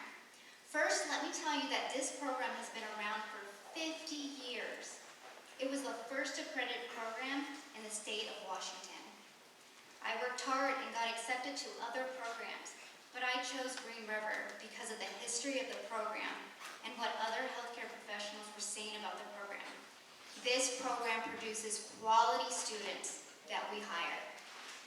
3 months ago, I was approached by an occupational therapist that knew I was a Green River student in the Occupational Therapy Assistant Program. She asked me to work with her with a patient recovering from a stroke. After only 2 weeks of working with him, his wife sent an email to both myself and the therapist and said this: "In the past 6 months of recovery, my husband has never, in all caps, been excited about his therapy treatments. Your student has made a huge impact in making treatment meaningful and fun for him. I have seen such a change. I would not have made such an impact to this particular patient if it was not for the impact of the professors in the program had on me. It would be such a shame and a disservice to the entire community to get rid of a program that makes such an impact. Thank you.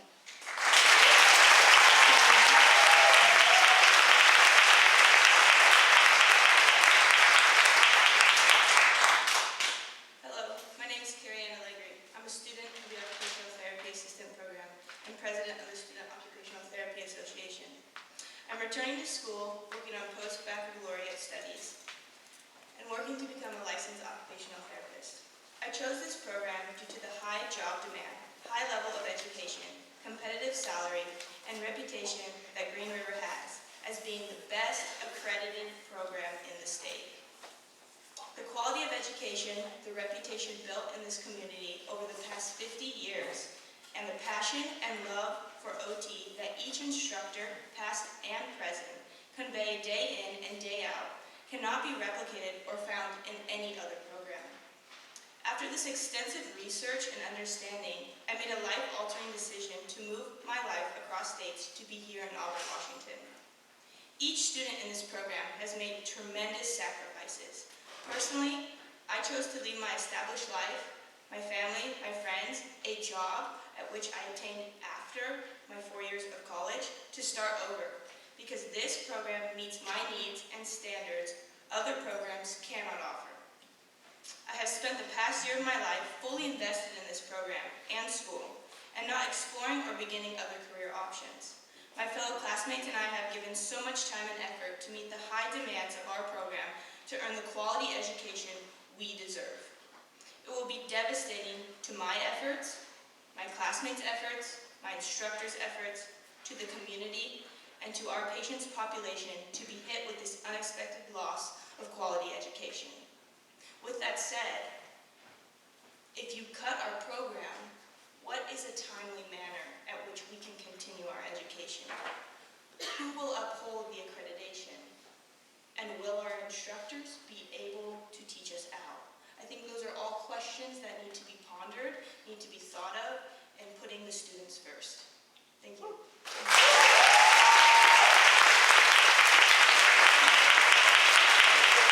We're going to ask you to let us name off the next few people so that they can hear it and bring the next folks up.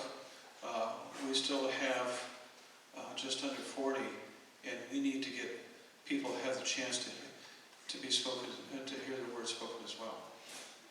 Veronica Chase, Kim Curry, Christine Nguyen, Nicole Williams, and Cindy Little.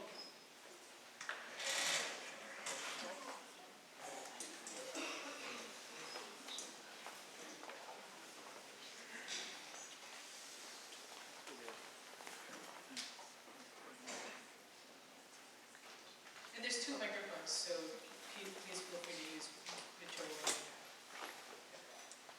Good evening, Mr. Chair, Board of Trustees. My name is Veronica Chase, and I'm a second-year OTA student in Green River, an evening cohort at Green River College. I served on Governor Jay Inslee's Washington State Occupational Therapy Practice Board as a public member, then vice chair, prior to accepting enrollment in your OTA program last spring. I'm passionate about occupational therapy as a profession. It's excuse me. It's a profession that's personally fulfilling, recession-proof, and well-paid, with a mean starting wage of $27.21 an hour currently. There are 3 reasons why I chose to attend your occupational therapy assistant program at Green River College. First, your occupational therapy assistant program is highly revered by the OT community, and employers tend to prefer hiring Green River College graduates due to the high quality and clinically prepared OT practitioners Green River College produces. This theory was put to the test on my first day of fieldwork, where I was working alongside an OT in a skilled nursing facility with elderly patients, and I truly realized how well Lisa Finson's OTA classes in lab for Physical Disabilities really prepared me to provide quality services to vulnerable patients. Second, the occupational therapy program at Green River College offers the most comprehensive disability support services in Washington State for the OTA degree available, and I was not disappointed.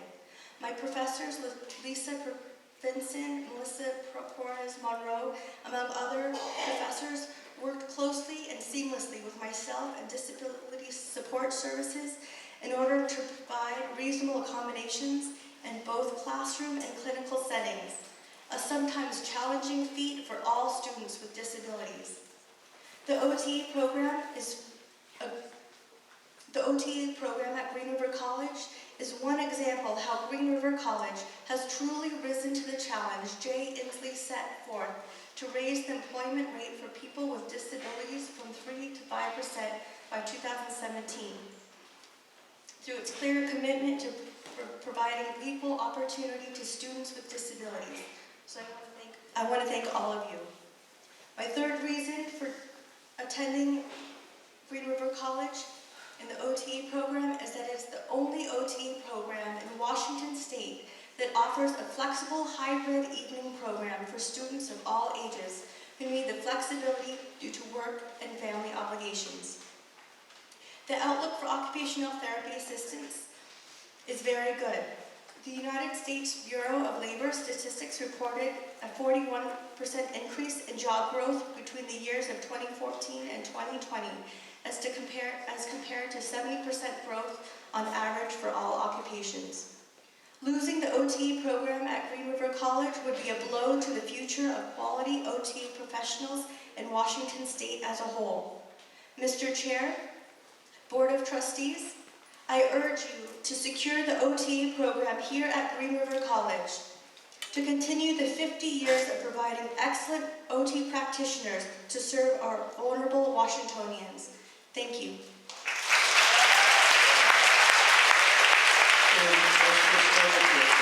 I'm going to ask you really to stay within the time limit because this is hitting about 4 minutes per. We still have an executive session at 7, so if we want to get people get heard, so please. Thank you.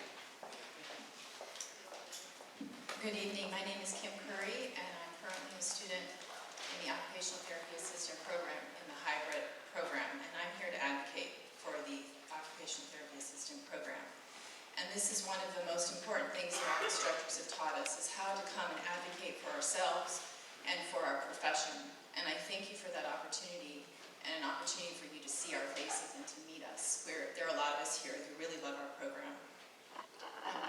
4 years ago, I decided that I needed to change professions. I've been a massage therapist for 16 years, and I knew that I needed to have a change for my hands and for my mind.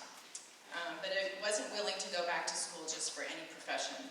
I haven't been in school for 25 years, so going back to school was kind of a big decision. And I knew I needed to choose something that I believed in and that supported my values and encompassed the holistic healing that I so passionately believe in. And it wasn't until I was on a flight back from DC, after having flown for 20 hours, that I met a woman that I sat next to and spoke to for the whole 5 hours. And I told her about, I was just coming back from volunteering in South Africa for 5 months and working mostly with orphans, and most of them had learning disabilities. And this is where my passion and energy around working with children began. So after telling her my story, she simply said, "You need to be an OT." And I thought, oh my gosh, she's right. I didn't realize. And so I thank her for that. And I began to pursue going to school. And going back to school at 47 isn't something that you take lightly. And so I didn't want to waste my time or my money. So I wanted to go to the best. And Green River is the best. The word on the street is that people like to hire Green River graduates and that they respect the program. And the reason the program is so good is because we have good instructors.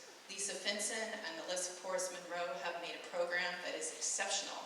And their dedication to their students and to their profession is unsurpassed. And I ask you to also take a supportive position of our program. so that your students can graduate from the OTA program as well, and that your students and your teachers can continue to give to our community a wonderful profession. Thank you very much.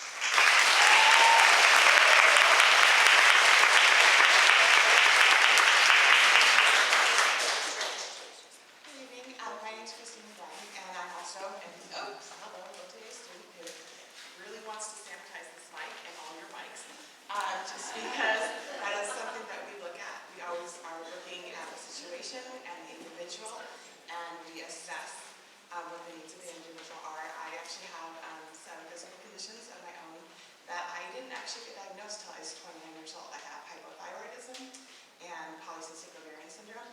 And I went to doctors, and one of the things that I love about being an occupational therapist is that we're not just going to look at what your diagnosis is, we're going to look at how that affects your life. And one of the Put into building this program is to be one of the best in the Western Washington region, or possibly the state. And there aren't many hybrid programs. This is the sole hybrid program in the state. So I work as a rehab tech in a skilled nursing facility, rehab inpatient.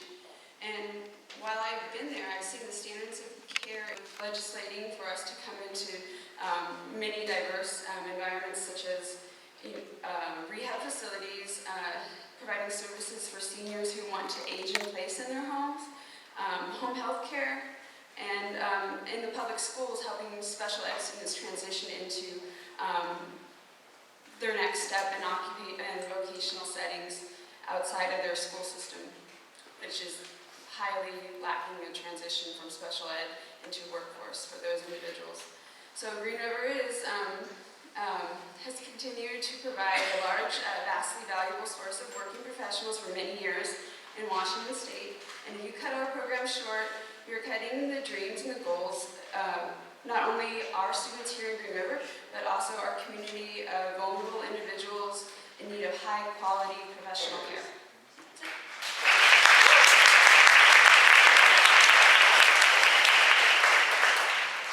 And I'd like to call up Thomas Klass, Cindy Small, Janie Fitzgerald, Dawn Shelley, and Catherine Rocker. To really not just look at the program itself, but also our individual stories, how we got here and why we came here. And I'm 53 years old, and the reason I say that is because this is my last chance. This is I left a career for my dream, my grandchildren, my growth. In a different community on my island, but I never get to see one in program because it's such a rigorous program. And it's that way because it's a quality program. It's going to make us all be the best coaches out there. Everybody's going to want to hire us, I have no doubt. And that is because of our instructors and the way that they're running this program. I've come a long way. I worked, and I've been divorced for 4 years. I went away for a month into a friend of mine's home from out of state just to think about it. You have to do this. This has been your dream. You have to find the courage to do this. And I thought, boy, it's going to be really tough going to school after all these years. And I didn't want input from anybody else. I just wanted to be there, be alone, and make that decision. And I made that decision. I researched all the schools in the state of Washington. There was only maybe 5 now. And I did the research on the needs for occupational therapy, the statistics and the needs within the next 4 years is like 40%, or could have changed by now, but it's probably even greater.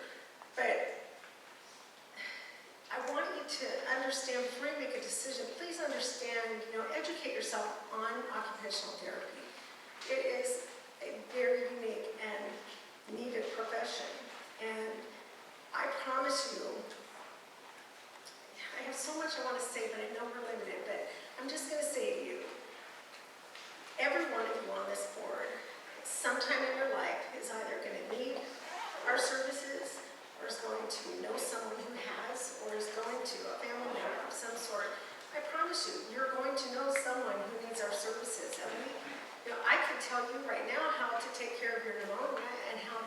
introduce yourself. In fact, you tell me all kinds of things.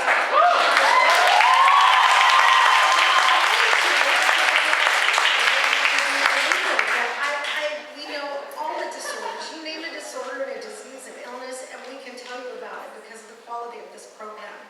You know, I've come too far. I went through prerequisites that about killed me. I had to hire tutors to get me through, you know, the tough ones in math and chemistries and stuff. And, you know, I would love to be over on weekends to see my grandkids, but I can't see them because I'm studying and I should be, I don't know how I'm going to get an assignment done this due tomorrow morning, you know, project, but I'm going to do it. I'll stay up all night if I have to do it because I believe in this and it's what I'm going to do and nobody's going to stop me from doing it. And I want you to educate yourselves on this profession. Please do that before you make any tough decisions. It's very important.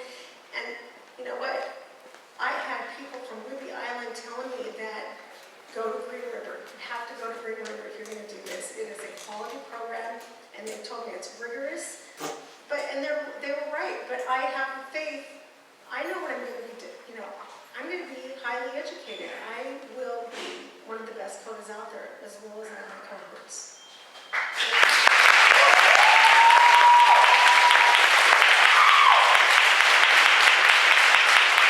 Thomas Pass. Cindy Small.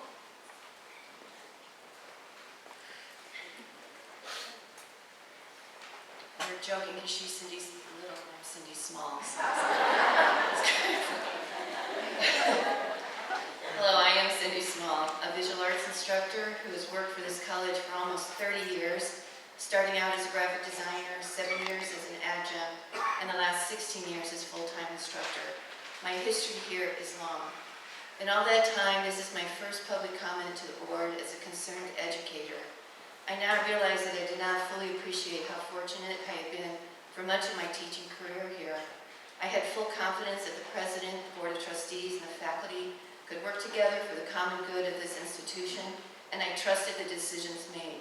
And even during particularly tough times, agreement was eventually reached, which allowed everyone to move on to do the work we were hired for and even awarded for. I grieved for those years. At last month's meeting, I witnessed a new level of disdain and disrespect when you, Mr. Lewis, responded outright and chose the unethical decision to not move the meeting to accommodate the public as a retaliation to what you perceived as an instructor's infraction in the classroom. And if I had any doubts about where your heart is, Ms. Cowan, hearing me shout at the end of the same meeting an outright falsehood about the lack of in-state presidential candidates because of this faculty's bad reputation, I no longer do. How can you both be stewards of this educational institution when you have such contempt for the educators? In what is supposed to be a year of celebration, we instead find ourselves in a most deplorable situation with the hangover of last spring's retaliatory program cuts, last month's program cut list, this month's long list of more proposed cut lists, and the continued threat of additional program cuts in our future. I've read your op-ed letters and heard you speak out about faculty spreading fear. Speaking out does not create fear. Fear stems from the decisions and actions of Dr. Ely and the board. Students are already looking elsewhere for educational stability. Do you not understand that those students who had their programs cut last year continue to speak loud and clear about the inequity and unfairness of the teach-out? You have drained any faith that students, faculty, staff, and the community have. In my drawing classroom currently, most of my students will be affected if the program cuts go through. Even if, as Derek said this week, not everything on the list will suffer a reduction or an elimination, the fact that a RIF list was published is enough to put it in jeopardy. This is creating an earthquake of horrible consequences, one in which everyone will feel. Is this an unintended consequence? Have you considered how much this college's reputation is at stake in the aftermath of this destruction? You worry now about state FTEs. This president is taking a bad situation and turning it into a nightmare.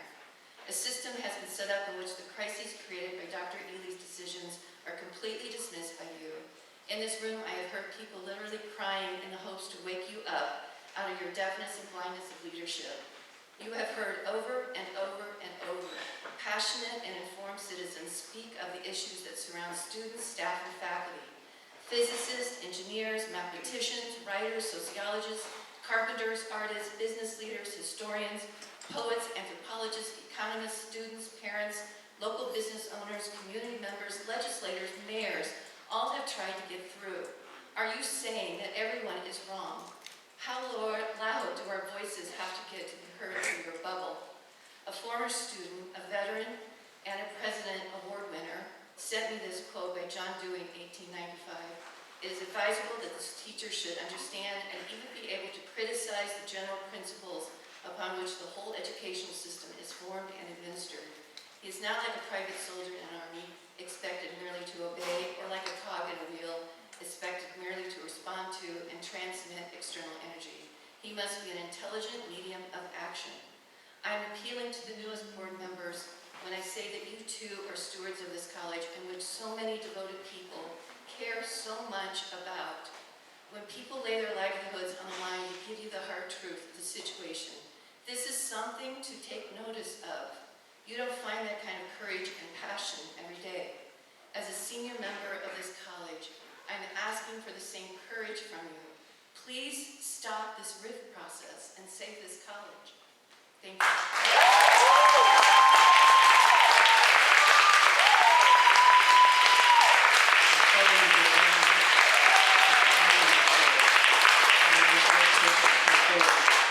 Try to limit it to 2 minutes so I can get more people through the process. Can you explain? Thank you very much. My name is Jamie Fitzgerald. I'm the chair of the English Division. I'm the director of the Writing Center. I just wanted to respond quickly here in these public comments to the report that the members of the ASGRCC gave to you up here today.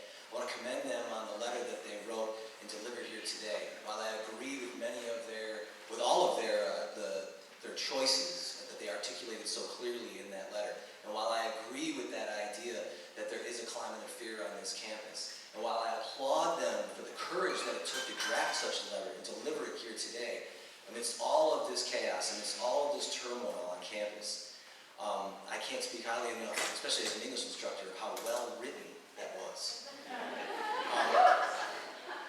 They must be, some good teachers. The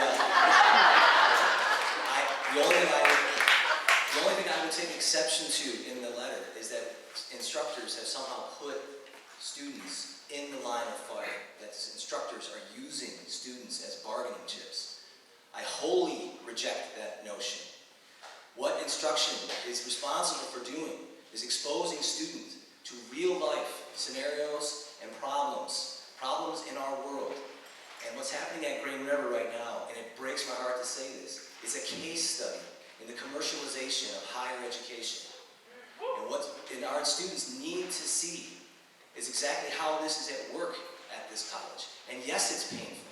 And yes, it creeps into our classrooms. But I would just like to let everybody know that we have been at work at this problem for many years. And for most of those years, we have tried to shield our students from those problems. But the problem now has gotten so big, has become so cumbersome, that it would be irresponsible of instructors not to expose students to this problem. It would be negligent of us not to have these discussions in our classroom. In 18 years of experience in higher education, both as a student and as an instructor, I have never seen anything like this, what's happening at Green River. It is an extraordinary moment, and it is one that we are responsible as educators, as instructors, to expose our students to. Regardless of how painless that is, we must bring this to their attention because the opportunity is too great to be missed. Thank you.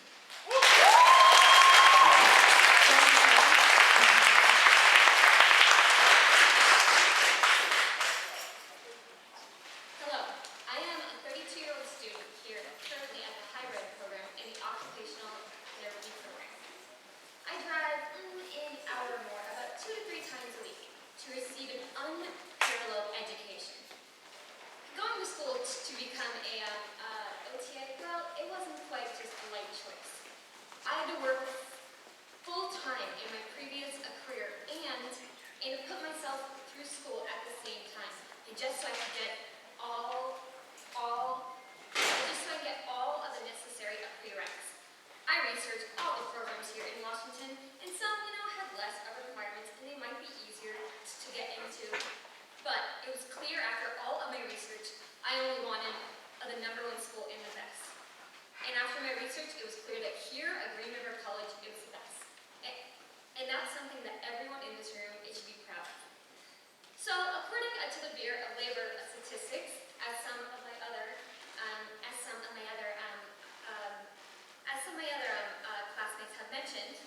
the employment opportunities and the occupational therapy assessment and the aides are expected to grow 41%, but by the year 2024, with a starting salary of $26. I mean, it can only grow, and it can help me provide a life for myself and also for my future family. In a program where we are taught that we will empower other people, it has in turn empowered me. So why am I standing here before you? It's simple. I just want to inspire people. I want someone to look at me and say, because of you, I didn't give up. So I ask you in turn to not give up on us. Thank you. Thank you.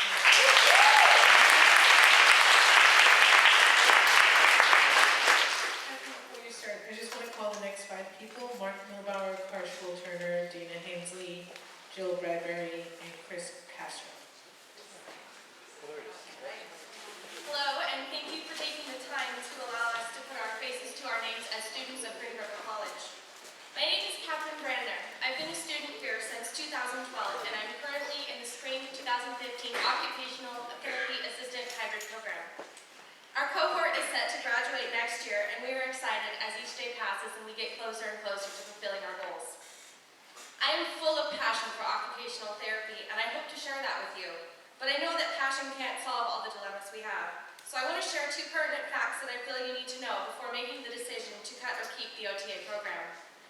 The need for occupational therapy assistance is projected to rise over 41% over the next 10-year period from 2014 to 2024. This information comes from the U.S. Bureau of Labor Statistics Summary for Occupational Therapy Assistance, as mentioned by my other members of the cohort. This rate of projected growth is much faster than the average rate of growth for other occupations, which is currently at 7%. Another bit of information from the U.S. Bureau of Labor Statistics provides that the median salary for an occupational therapy assistant was $57,870 in 2015. That makes the median hourly wage $28.94.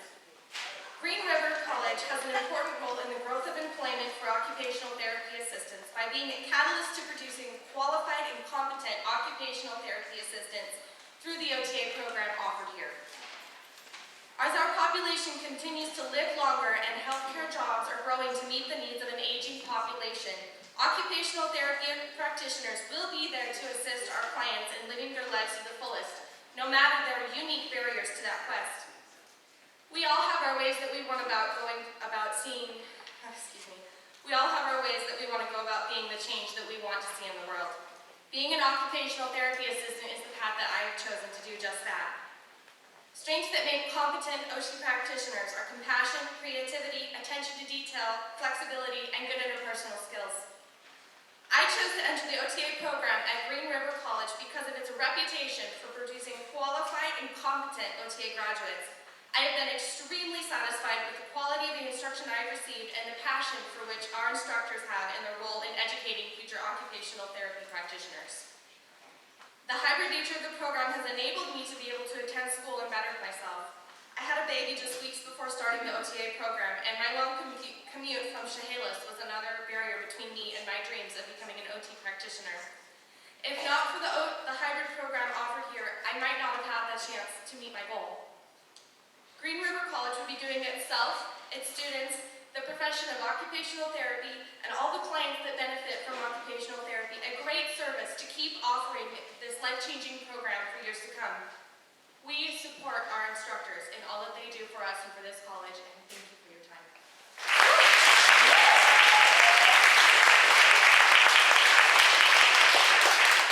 Mark Milbauer.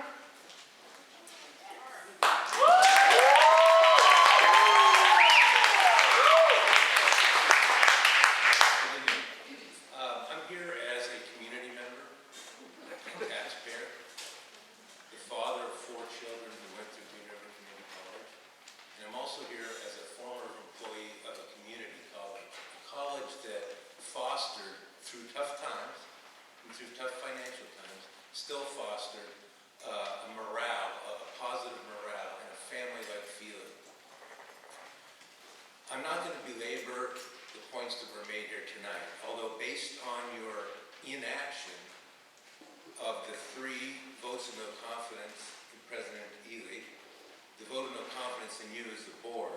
I don't know why I'm not going to belabor those points again, but I won't. I do have a few comments to make and some questions. One is, you have chosen to reduce full-time faculty positions in the meanest, most cold-hearted way contractually possible to you. Work with me for a minute here. I believe that your financial crisis is fabricated. Yes, you're dealing with a financial crisis in a sense from the state, but the way you have put it together is fabricated. Okay? But let's just pretend for a moment you really did need to lose the 5 full-time faculty positions that are slated to be lost if you cancel all those programs this year. Let's say for a minute that you need next year to lose 5 more full-time faculty positions. You have a time-honored, we have in this state, in this nation, a time-honored, successful way to reduce full-time positions. It's so simple, I don't know why you didn't avail yourselves of it, because we've done it for years in the past. Why didn't you just offer early buyouts? Why? It's worked before, and I assure you it worked this time. The only reason I can think that you did not offer those buyouts is because you want to continue to foster such a horrifically low morale here that you are relying on faculty to just retire on their own anyway. And that's what's happening. I was here 22 years, and this year is the longest list of retirees I ever saw, ever. It's about 25 people retired. Did you consider that, Eileen? Did you consider just offering early buyouts? It's worked in the past. It's working for Boeing right now. Did you? I didn't think you'd answer me. This really is a matter of discussion, as you well know. And if we'd done that, we certainly would be talking about it at a public meeting. Of course you would, Pete. As you well know. Oh, I well know. Absolutely.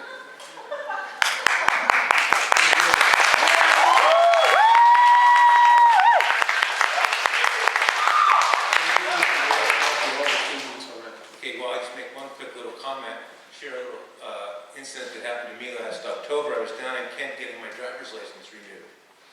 And if you want to know why the Running Start students might have a little trepidation about coming to this college, I'm going to tell you why. Because I was the father of 3 Running Start students that graduated here and got their high school diplomas in the same week. I have a little bit of experience with this. So I was getting my driver's license renewed last October down in Kent, and I told the lady, well, I used to work at Green River Community College. She said, you mean the Exchange College on the hill?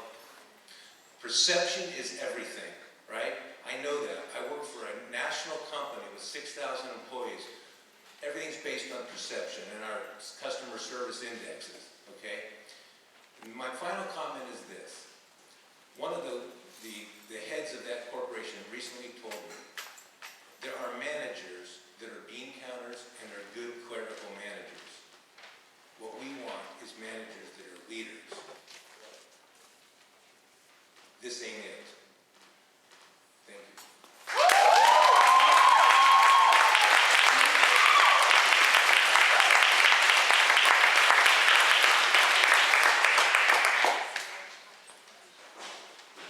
I want to get a little myopic and just deal with the RIF. I'm a psychologist, but I got to tell you, I have no idea how to deal with this dysfunctional marriage that we're in. But it takes two days, so I don't know that we can all go one way or the other.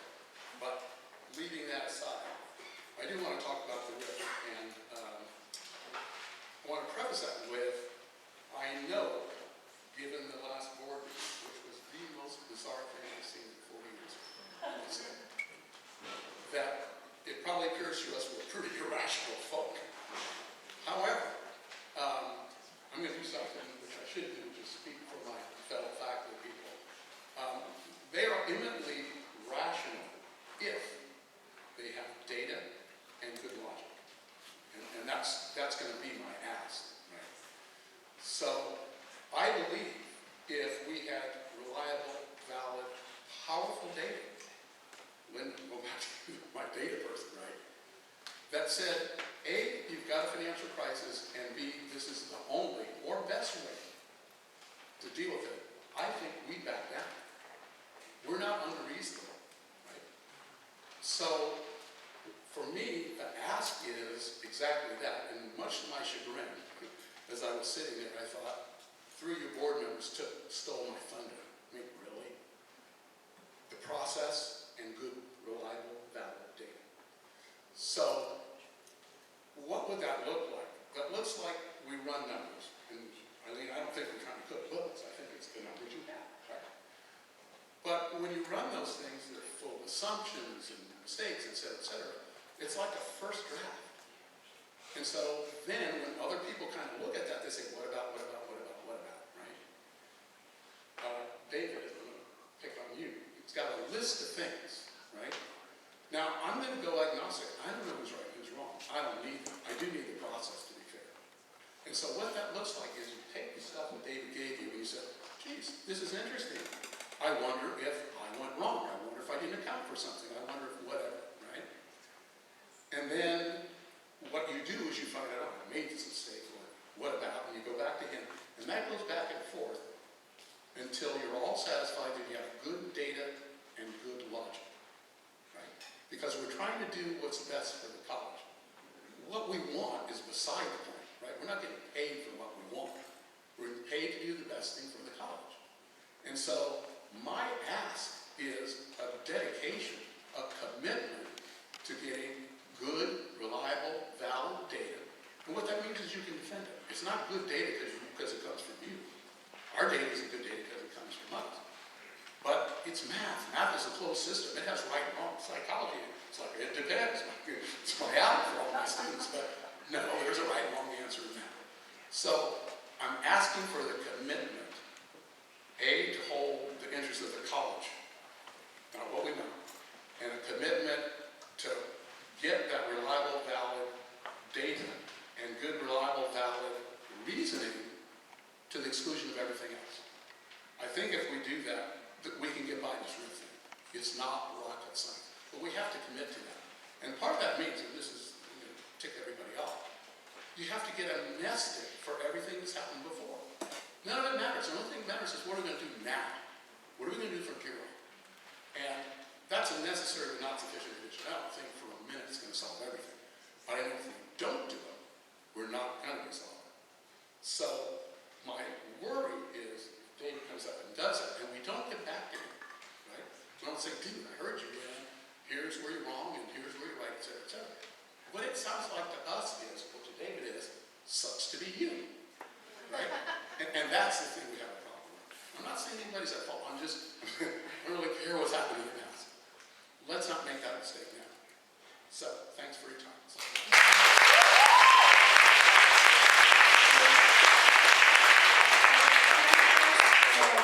Jules Brandenberry to come to the next, and then Chris Castro to stand behind Dana. We're getting to that time. In the occupational therapy assistant program, and I am in my first level 2 field work full-time. This program was so important to me that I came after a full day of work to be here to support my fellow students and my career. Oh, sorry, emotional. So I'm gonna try to make this short and sweet. Occupation, it's what you do throughout your day. We work from birth to death. Everything in between in every setting you can think of. What I have experienced is that the people in the profession recommend this college. People on the campus don't know what it is. We go around as one of our first quarters and ask the question, what is occupational therapy? First of all, they don't know what it is, which is our job to educate. And the second question is, do you know we have a program? Nobody has a clue. It's the school's job to promote the programs they have. The ones that we've had since the beginning that aren't promoted in the community. Professionals don't know that Green River still has a program. That's it. Thank you.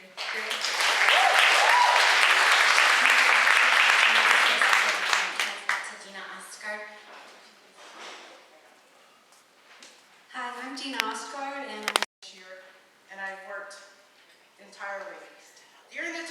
at Green River Community College, I need to tell you that I was freshman class president. Many of you will remember that. I was on Senate, financial senator for 2 years. I won the GRCC Foundation Scholarship 3 years in a row. I was president of so many clubs that I can't remember one of them being First Nation. I helped with the blessing of the new building when it first opened. This is just something I'm very passionate about. Education is really important. It's one of the things I still do. I volunteer for adult family homes in Auburn. I just can't imagine what's happening. What I've come onto the campus scene today has really just broke my heart. It's really sad to hear students cry that they don't know what's going to happen if this program gets cut. So that's all I have to say. Thank you for listening to me.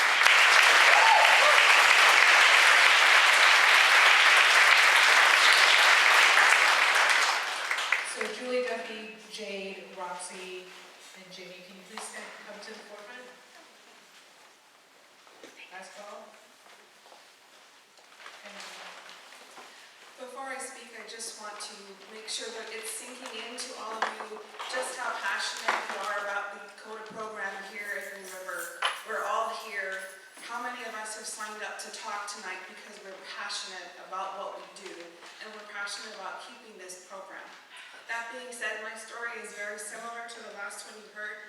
I'm a single mom, struggling to make ends meet, had to go to the state to get food stamps. I go to the food bank when I need it. I do what I have to take care of my family. And 2 years ago, I made the decision that enough is enough. I need to step up and do more. I joined this program because I'm passionate about helping people, and I love this program. I'm 1 year away from graduating, and if you cut it, I can't start over. I have to keep going. I have to be able to provide for my family.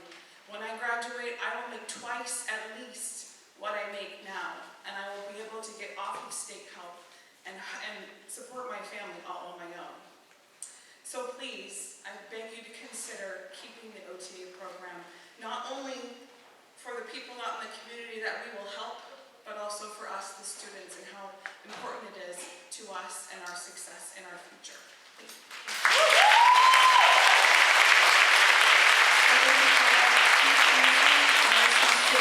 Antonia Benrick George, Katie Shaw, Samuel Cook.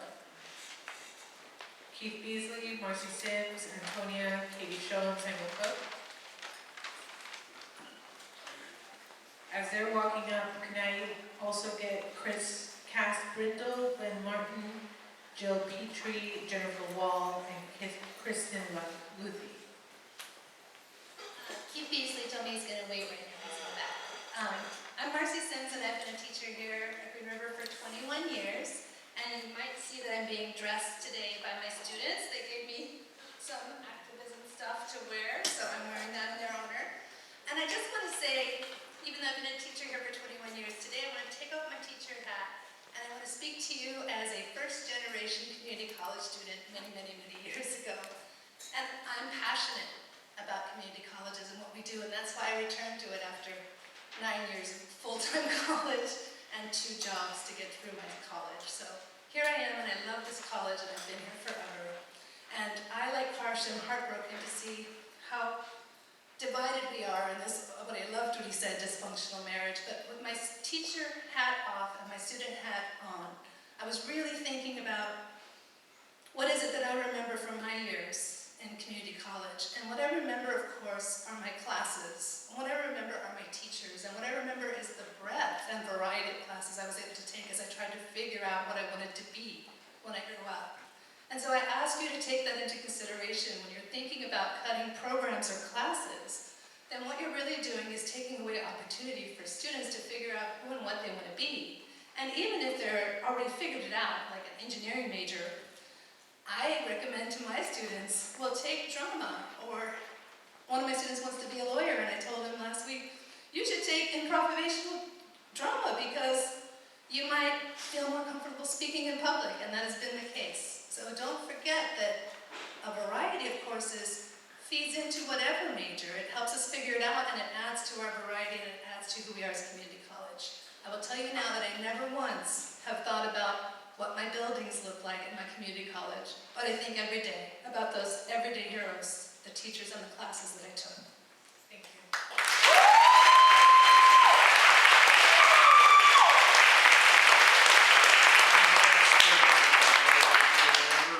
Several of you know me.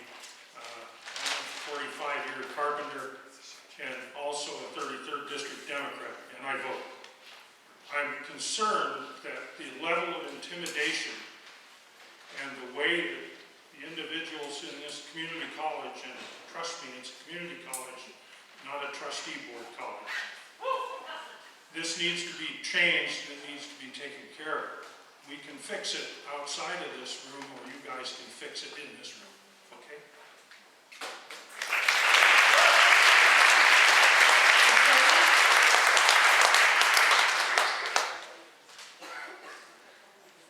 Please have a seat behind the microphone so we can just hear you as soon as possible. Okay. Thanks. My name is Antonia Benny George. I'm an adjunct instructor in the physics department here at Green River, and I have been here for 23 years instructing students. And I'm also seated on the faculty council and on the college council. And the first thing I have to say is, as a scientist, show me the data. The data that I have seen are, 80% garbage. Big data is something you want to get, but if your big data is bad data, it's useless. And I don't understand this frenzy surrounding things that we had to do over the course of the last year that were very divisive. And I feel really saddened when I listen to all these heartfelt testimonies from our students who are being primarily impacted by this. And I had to remind myself, this latest round of RIS is purported to save $1.2 million. And as a scientist with a little bit of math, if President Ely and her 9 direct reports would cap their salaries at $120,000 a year, the corresponding drop in benefits and salary would save the college over $1 million. Now, they won't add $1 million per year. They wouldn't have to do it forever, but maybe until this crisis passes. So I just want you to look at the numbers, and the numbers aren't there. And that's all I have to say. Thank you.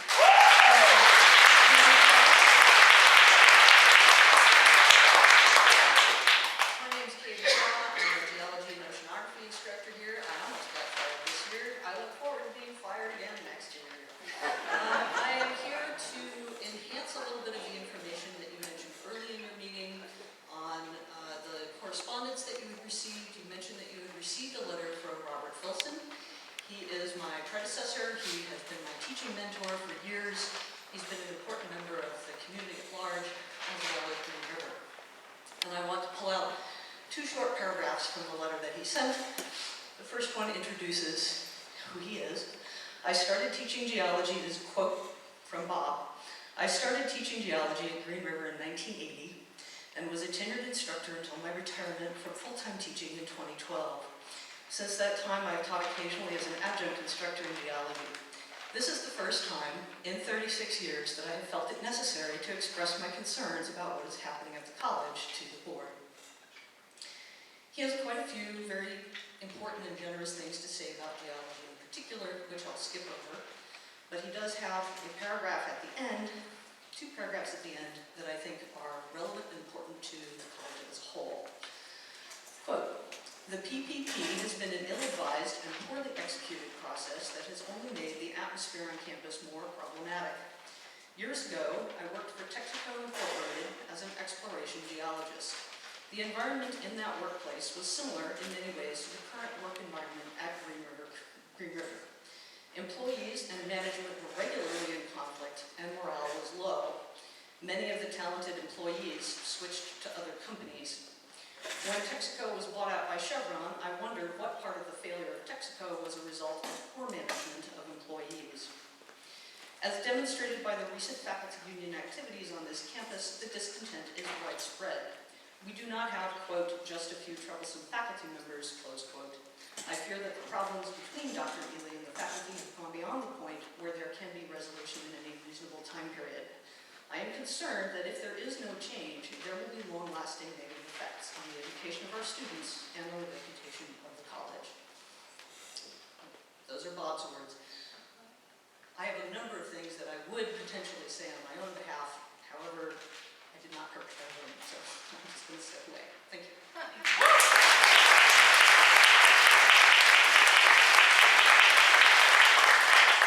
Good evening, Board. I'm Glenn Martin, carpentry instructor. We met a few times last year. I remember this time, about last year, I stood before you and very emotional about my program and my students. And I'll say by the grace of God, or by a decision by the board here, I'm still here, and I appreciate that. But at the same time, I'm very involved in the community in the area of Kent. I'm on the with the Boy Scouts of America, and I serve on the Green River District. And in the past couple weeks, I've been to a lot of various meetings that involve young men and families and parents. I've been asked the question many times, what is going on at Green River College? Should my son be going to Green River Community College? And that frightens me. That should frighten you too. It's amazing that we send, your own PIO officer sends out a report, there's 11 programs being cut. Well, the shockwave going through the city is just amazing. Why? So now parents are talking to each other. They're hearing these conversations. Why should I send my child to Green River Community College? They're cutting programs. You send out a list showing 25% in the bottom that include math, history, geology, all these courses that students take. The public perception out there, guys, right now is horrible. You're going to have a ghost town if it doesn't stop. By closing programs, I know nothing about OTA, and I applaud the students that spoke tonight. I know Noelle Hepler, that's about all I knew, God bless her.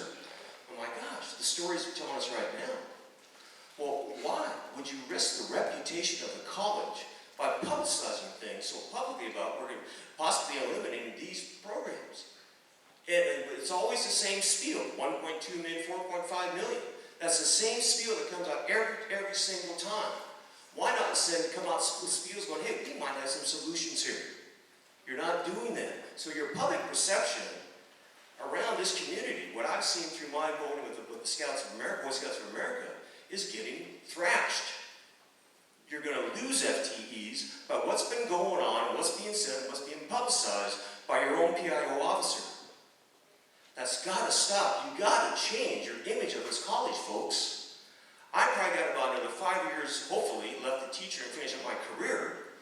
But I'm afraid in 5 years, this is going to be almost a ghost town from the public that sees what's happened here. They see the things on the newspapers and the news. And for a parent to invest their time and money to come here for college for the children, they may choose a different college. So the atmosphere created here that's been going on for about 4 or 5 years, it's at its thunderhead. It's there. It's going to explode. I think the repercussions that's going to be, we're going to be losing more of our local community students. They can easily go to Highline. They can go to other colleges very quickly. And now we're going to be facing a crisis next year going, well, we're short of FTEs again. It's not the instruction's fault. It's how this college has been managed and how it's being reported in the news. Thank you.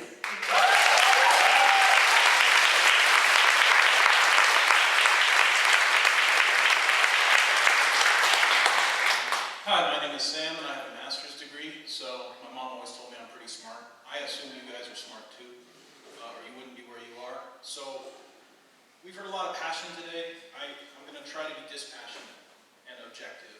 I assume that you know that she is ruling this college with an iron fist. I assume that you know that she has shut down email communication. I assume that you know she won't talk to teachers. I assume that you know that she's trying to bust the union by getting rid of programs where the union members work for them. I assume that you know that she's had people locked off by the police or security because they didn't agree with her, so she found a reason to fire them. I assume you know that she's retaliating against people for disagreeing with her. I assume you know all that. I assume you know she's running the college like a business, getting as much money as possible and spending as little as possible, be that on students, be that on faculty, be that on whatever. I assume that you know that many of these things have been done incompetently, that this transitional program thing that we all worked hard on never went anywhere because of bad planning, because it wasn't thought through. I assume that you know that the PPP process, which was, and I think I'm quoting here, loosely based on the idea in some book we read, and wasn't even applied to the purpose that it was done in the book, fell flat on its face and they had to retreat this idea that it was actually being used for anything. If it's not being used for program cuts, what was it for? Really? I'm not being dispassionate, I apologize. Maybe this is what you want. Maybe you want the college to be run like a business. Maybe you want a cutthroat, capital gain approach to the college. And if that's the case, you're still not going to do it. Because the way it's happening is self-destructive. You are pissing people off. You're driving a wedge between the people who do the job here and the ones who, pay the bills, the administration. You're driving a wedge between the students and the school. Everybody's talking about perception, and that's exactly right. Most of my colleagues are talking about perception of domestic students. You need to also think about the perception of international students, because that's where all your money for the buildings are coming from. That's where all your money for your braces are coming from. And that population, they come here because of word of mouth. And those students are going home this summer, and they're going to tell their parents, this is what happened at Green River. Okay? You're going to lose that money. Maybe you know that. Maybe that's why it's always called temporary funds. You're going to kill the golden goose. You're going to lose your money. Somebody in the state is going to find out what's going on here. Heads are going to roll. You guys are going to be embarrassed. Okay? As an adjunct employee, I'm always worried about my job. As a teacher, I'm really worried about my students here, and they're being exploited. As a father, I would never send my daughter here. And as a taxpayer, I am furious.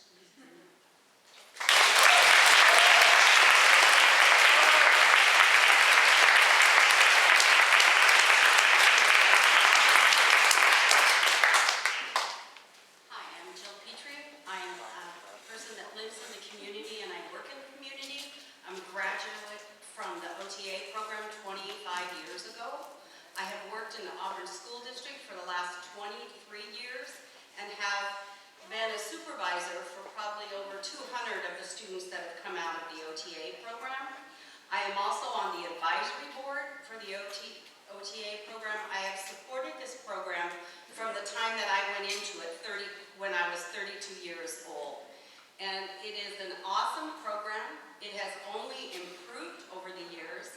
And I can honestly state that I have taken students from other OTA programs in the area, and they are not as well trained or educated as Green River students are.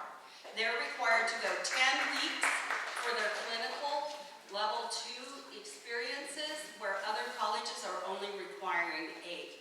Which what is going on in our field out there now, and the technology and the knowledge that is needed to treat the health profession now, Green River needs to keep our OTA program. I was so shocked when I even saw that to be ripped, that they would even think of that program. And if you look at the statistics for the health service and how much occupational therapy has grown in the 25 years that I have been involved in it, it is growing immensely and in a diversity area, and they are supporting quality people to provide the service, like that one student said, that you guys will need in the future, or you know someone who has used it.